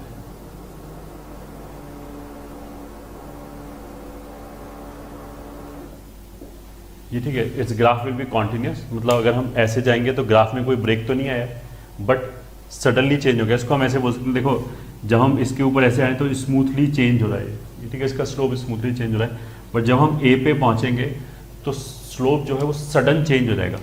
पहले तो ये इस डायरेक्शन में जा रहा था, फिर अचानक इस डायरेक्शन में जाने लग जाएगा, तो ये तो एकदम इतना चेंज हो गया, तो इसको हम क्या बोलेंगे, कॉर्नर आ गया ग्राफ में। ये ठीक है, ये स्मूथ है, ये नॉट स्मूथ हो गया, ठीक है। Third part, graph will have vertical tangent, ये ठीक है, the graph will have vertical tangent। अच्छा, vertical tangent जो है उसमें ग्राफ स्मूथ रहेगा, तो ये ग्राफ मान लिया अगर ऐसे बना, ठीक है, जैसे ये किसका ग्राफ है, x का पावर 1/3 क्यूब रूट जो होगा उसका ग्राफ कुछ ऐसे होगा, बस वो ओरिजिन से पास करेगा, उसी को थोड़ा ऊपर उठा दिया तो इस तरीके का ग्राफ आएगा। तो इस पॉइंट पे वर्टिकल टेंजेंट है, ग्राफ स्मूथ है, सडनली कहीं कुछ चेंज नहीं हो रहा अगर हम इस ग्राफ के ऊपर जाएं, बट इस पॉइंट पे क्या होगा कि ये जो लाइन खींचा जा रहा है इसका स्लोप अनडिफाइंड हो जाएगा, ठीक है, और एफ डैश ए बेसिकली टेंजेंट का स्लोप ही देता है, तो अगर स्लोप अनडिफाइंड हो गया तो फंक्शन नॉन डिफरेंशिएबल हो गया, ये ठीक है। तो graph will have vertical tangent at that point.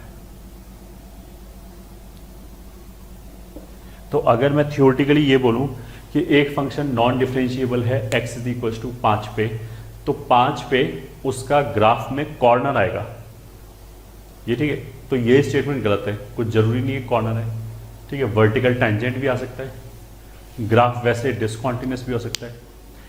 अच्छा, डिसकॉन्टिन्यूटी के जो जो रीजन थे वो सारे यहाँ पे नॉन डिफरेंशिएबिलिटी के रीजन भी बन जाएंगे, ठीक है, मतलब लिमिट ही एग्जिस्ट नहीं करे, अब लिमिट एग्जिस्ट कर जाए बट फंक्शनल वैल्यू के बराबर ना हो, फंक्शनल वैल्यू डिफाइन ना हो, तो सारे जो रीजन थे ना डिसकॉन्टिन्यूटी के जो जो हो सकते हैं या लिमिट के नहीं एग्जिस्ट करने के जो जो रीजन हो सकते हैं वो यहाँ पे एज इट इज मैप हो जाएंगे, वो यहाँ पे भी चल जाएंगे, ठीक है। तो pause it and note it down.